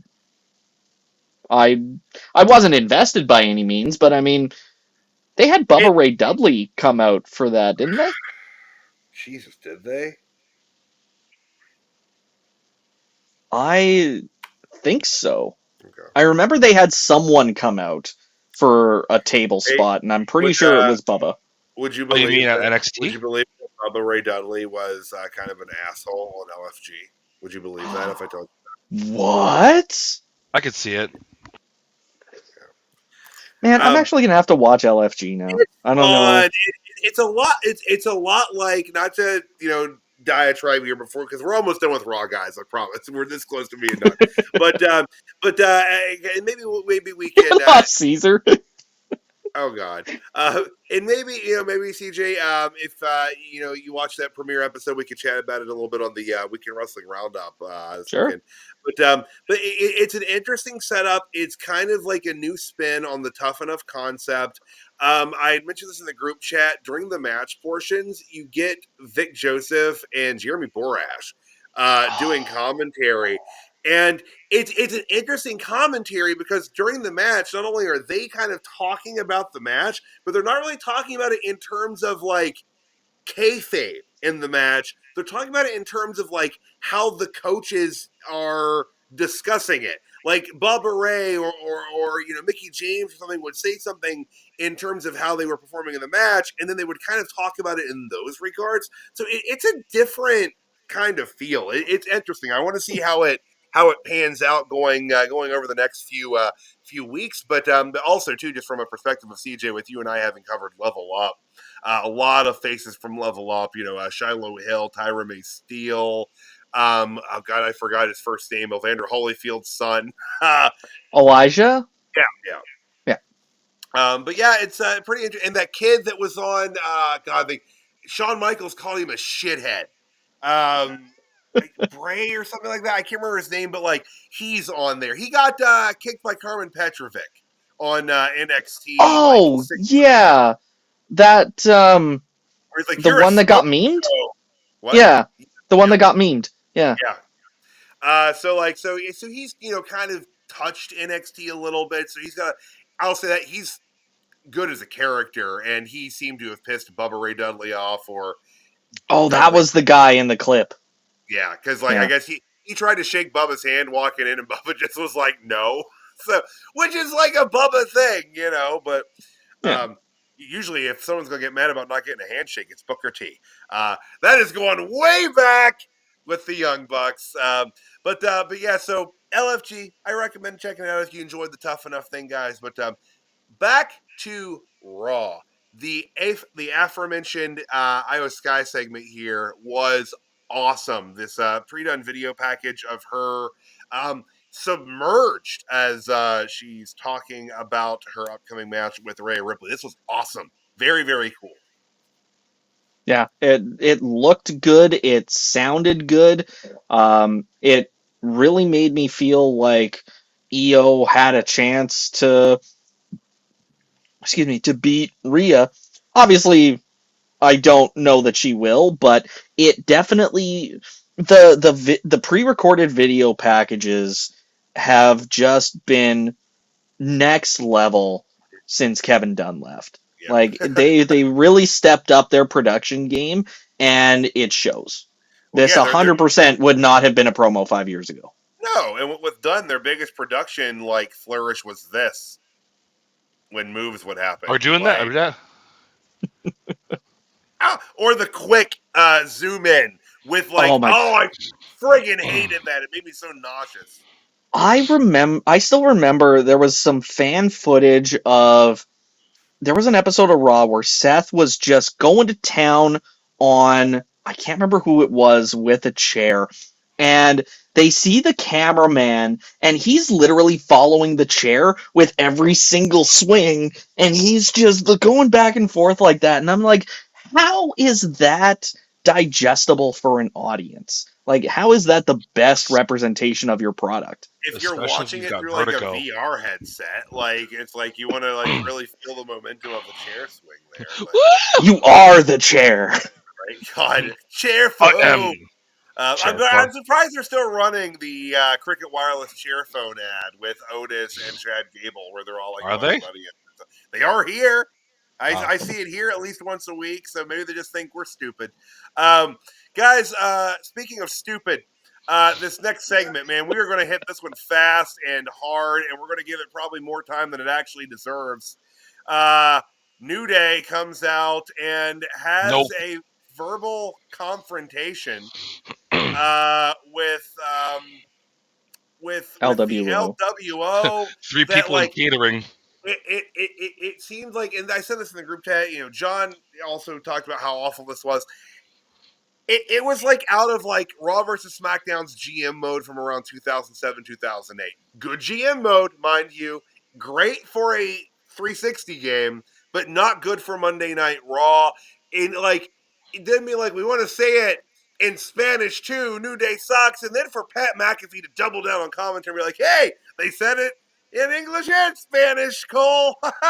New Day sucks.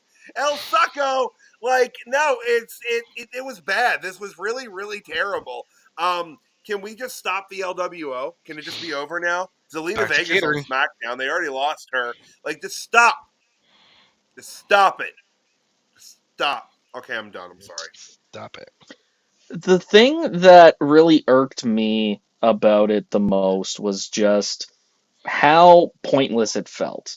Like, yes, they had to respond to going after Rey Mysterio. Like, they had to answer for that.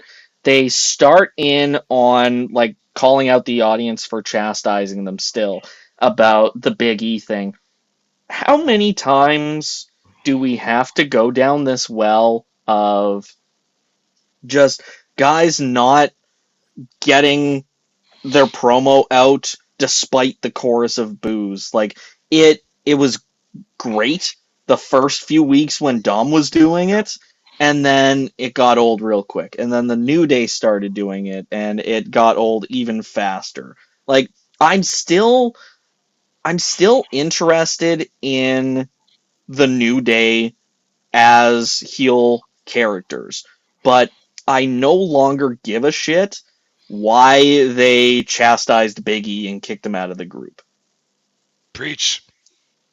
Yeah. And it was in the comments earlier talking about, if Big E isn't making his shock return at WrestleMania, I'm already done with this version of heel New Day.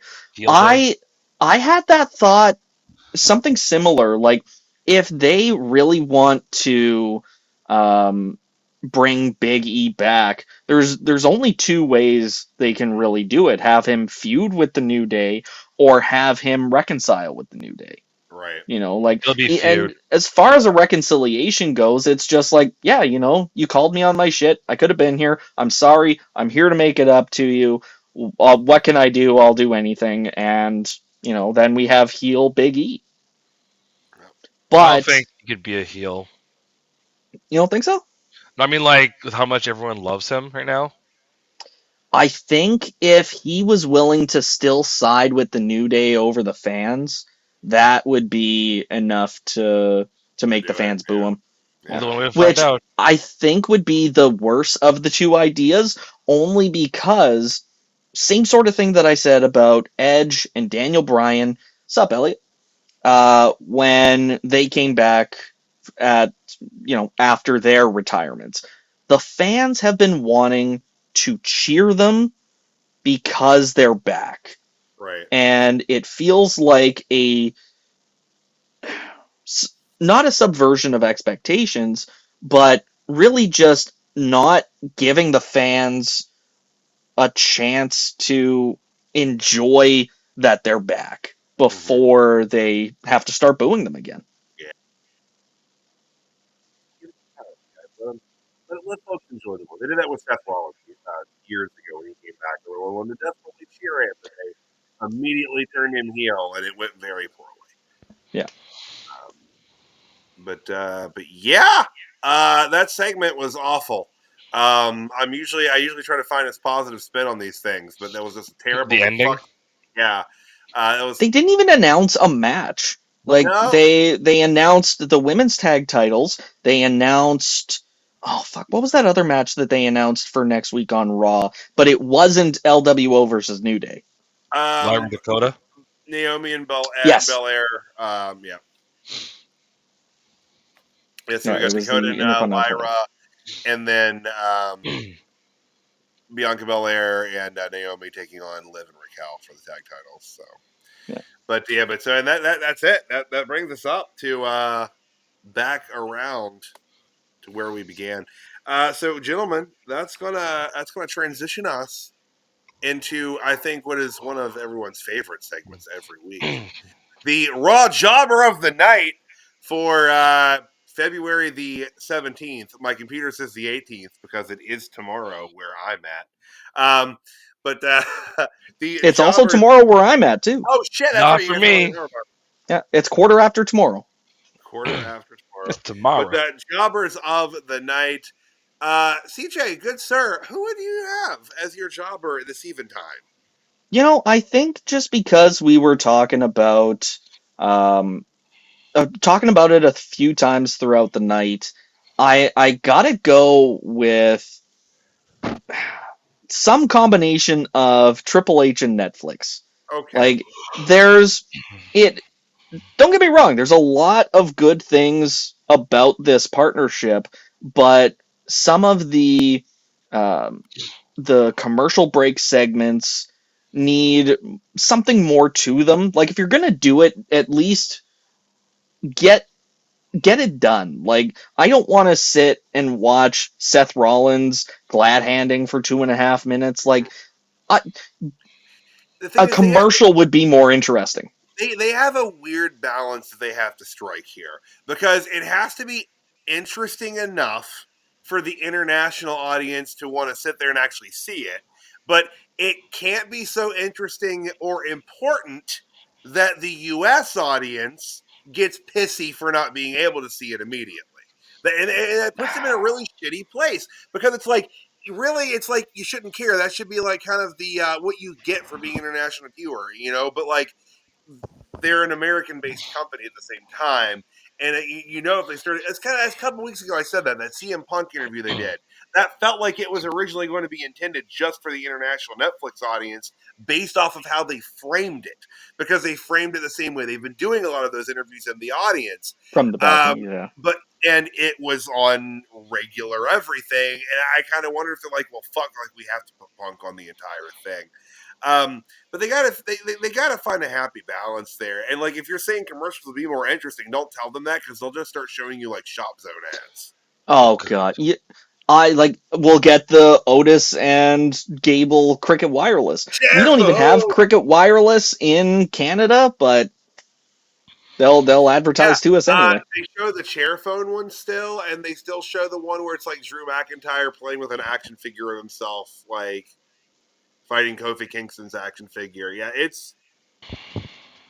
there was I remember seeing the New Day's Snickers ad for what felt like longer than they needed to. Yeah. But okay, so the bureaucratic side of WWE is my jobber of the night. Fair, understandable. Caesar, my man, who you got? It's a bit of a tie between two people on this one. That's what a tie is, Caesar. I know. We've learned something new today. Other than the one you tie around your neck.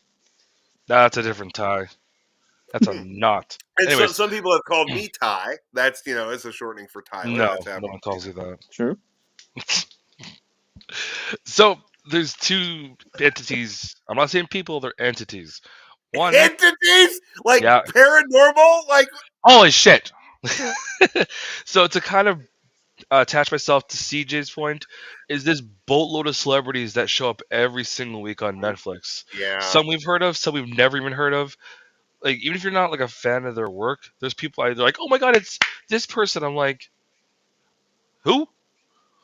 Like, at least have them somehow like relative to the product, not to Netflix. I know there's the whole thing with each other, but it'd be like us all of a sudden plugging some random shit that no one's ever heard of that's not wrestling related. They didn't do that. Did they do that much on USA? Like, was there? No. They're like, here's the cast of Burn Notice. Like, they. Well, I mean, with the Raw guest host era, They definitely did more of that then, but I think more so because I think I mentioned it earlier. Like it really feels like they're trying to put the message out that wrestling is cool again. And here's people at the top of their respective industries, like the race car driver that AJ Styles drove in with just won the Daytona 500. Yeah. That's cool. That's cool. Yeah. And so it's like, oh, hey, if you're a fan of NASCAR, here's your guy showing up on WWE TV. Why not watch WWE? Yeah, that too.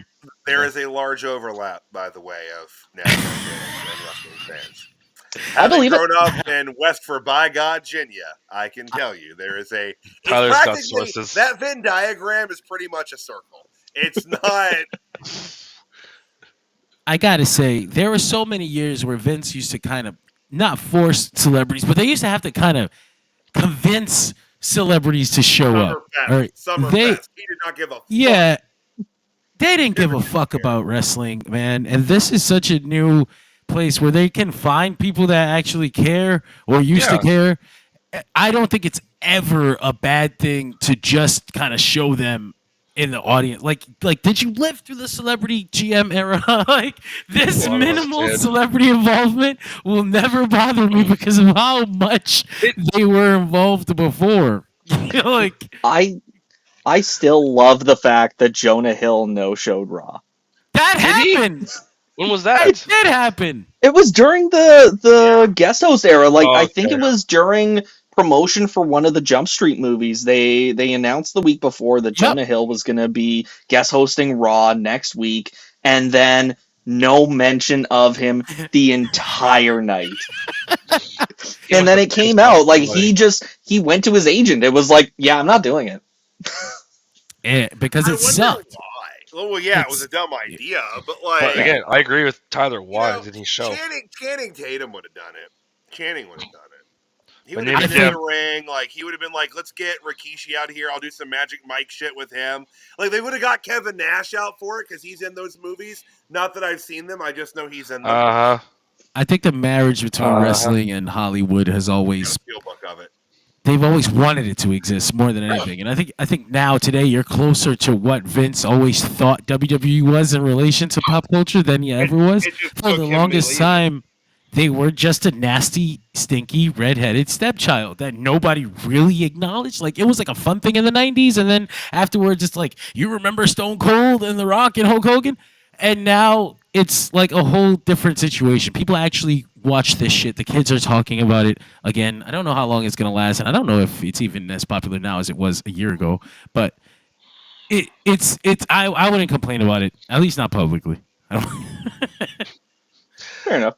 There's more crucial things to complain about. Yeah, and then the second half of my little rant was American Made.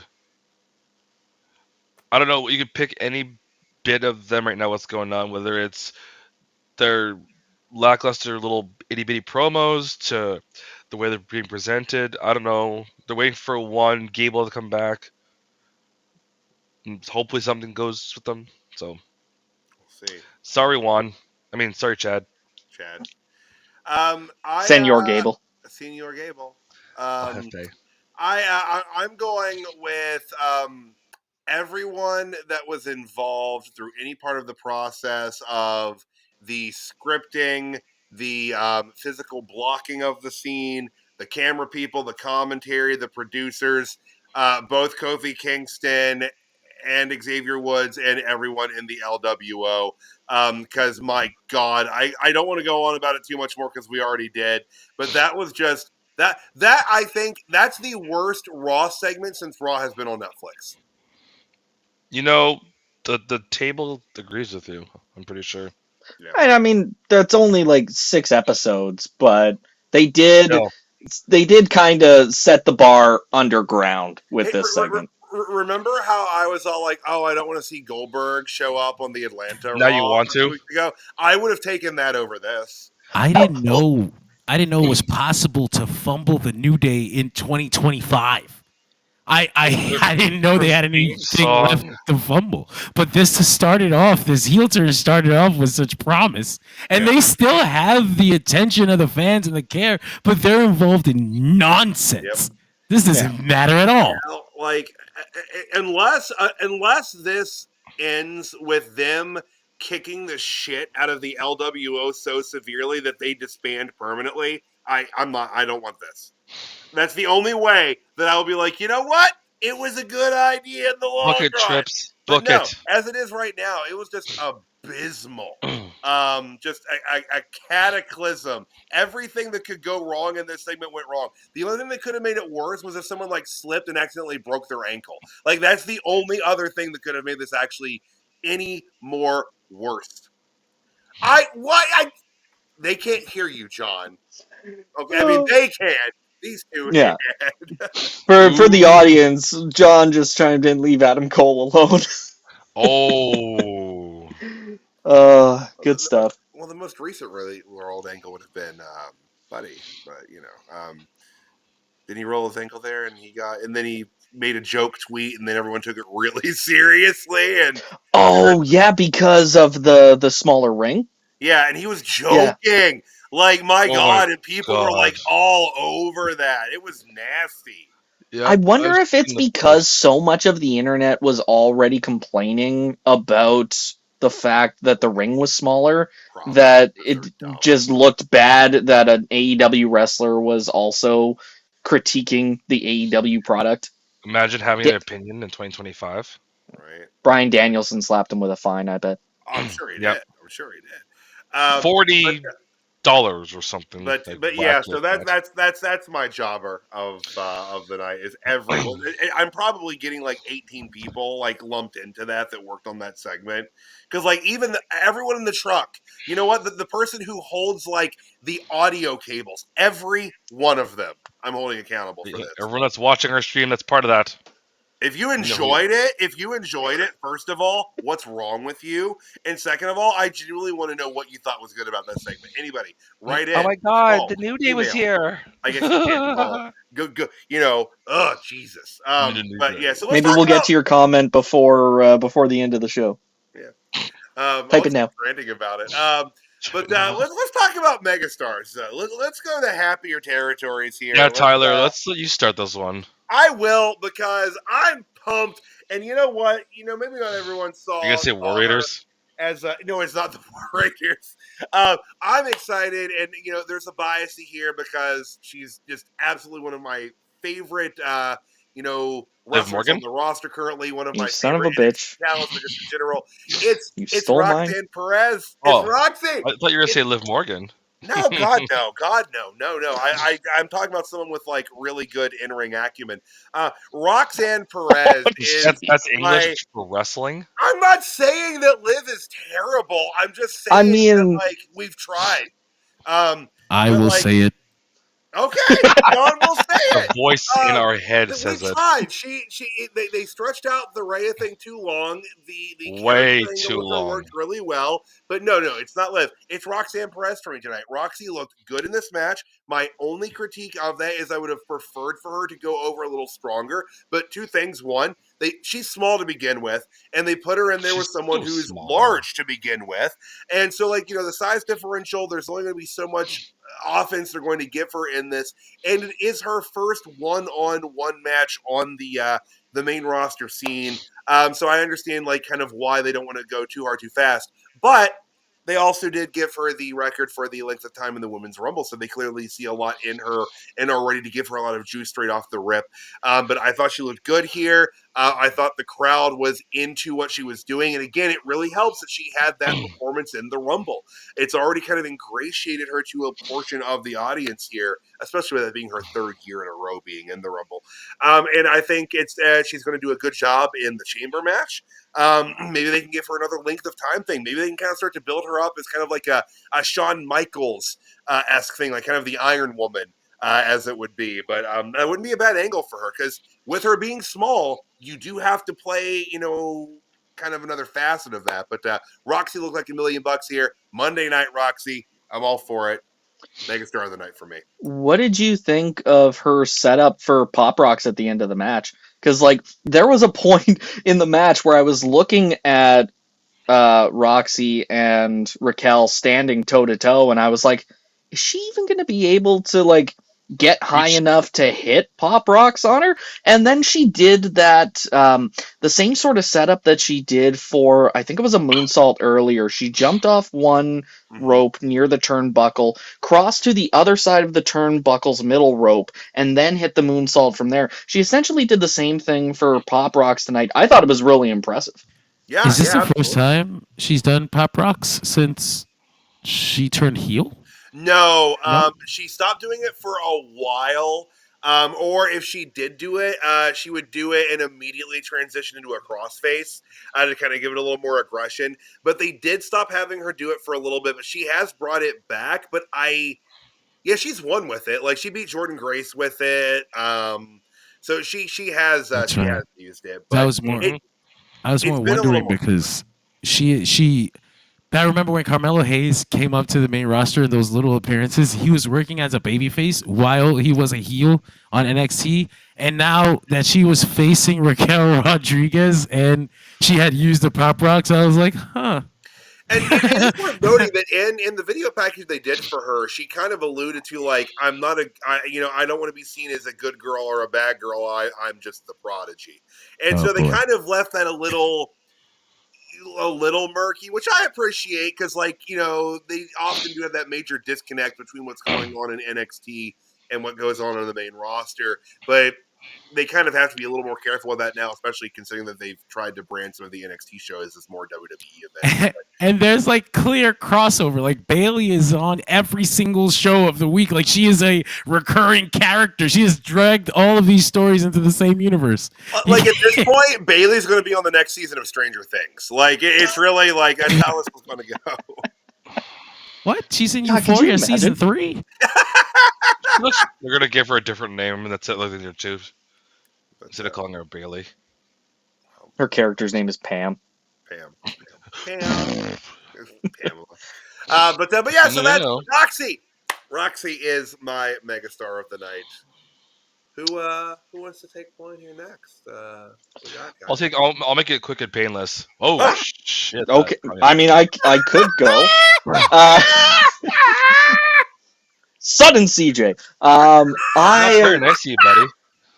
My megastar of the night is the New Day LWO segment. No, I'm just kidding. Do the 3-person screen, Tyler. Do that way. Oh yeah, like look at fucking Joaquin's hat. Like that's just next level. Oh, here we go. Oh, what was that vertical view that we were working with earlier? The totem pole. Yeah. I don't know. There we go. Is that better? You can't just... Yeah, just like sit back, man. I've done it like this. Your chair has a back. Like, use it. Yeah, I am against it. Do you want to see it? I'm leaning against it. See, look. Do you want to POV Why is your face always like so front and center? That was a joke. I was like that on purpose. Anyways, the whole episode's about me all of a sudden. Yeah, let's go. Molly's better. She's adorable.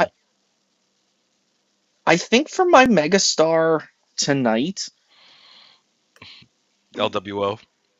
Well, no, like I'm torn because there's no one that really stood out in a megastar way. Like we've talked about that before with no one really fits the jobber of the night. No one really stood out as a megastar to me.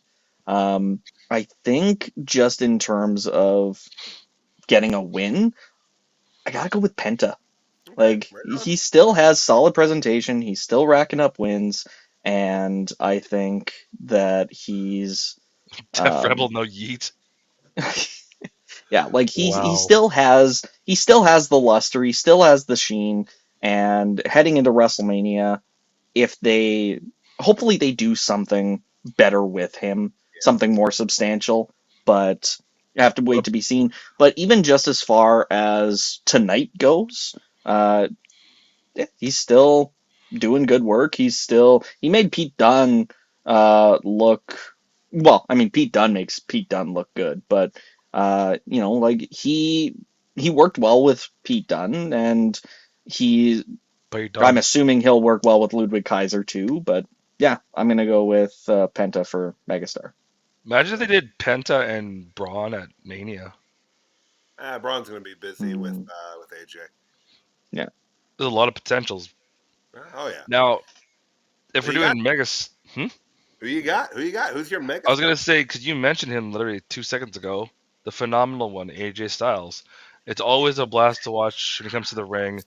His matches are just awesome, especially like CJ was saying. There were matches, there were segments, there was garbage, and there was AJ. So they don't want none. They don't want none. They acting scared, but and I'm so glad he got his original theme back. Mm-hmm. Like his actual. What year? What was his good debut? theme? 2016. Yeah. It was the Rumble. That's what I remember. Yeah. Yeah. That went off. That was came out. That was the year that they had Roman start at number 1 and defend the WWE Championship. I think, wasn't it? Filmed him reacting very confused to the music. Well, which makes sense because it was his debut. I didn't want that. Yeah. Well, did it say I am phenomenal on the screen? Yeah. Not until after a few seconds. Yeah, it's a phenomenal one, and then people knew. Yeah. Yeah, they knew that they didn't want none. That's what they knew. But guys, that's Monday Night Raw. That's Monday Night Raw. It was good to have everybody back here. I feel like it's been a minute since. I know. I got tingles. I know. It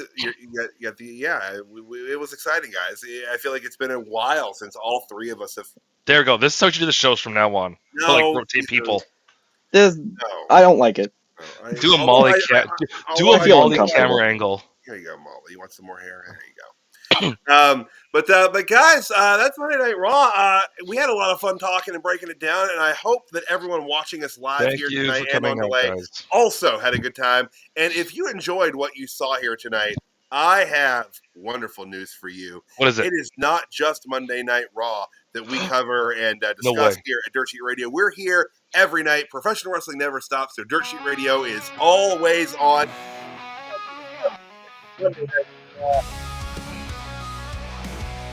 Microphone cut out so hard. What? Yeah, your microphone cut out.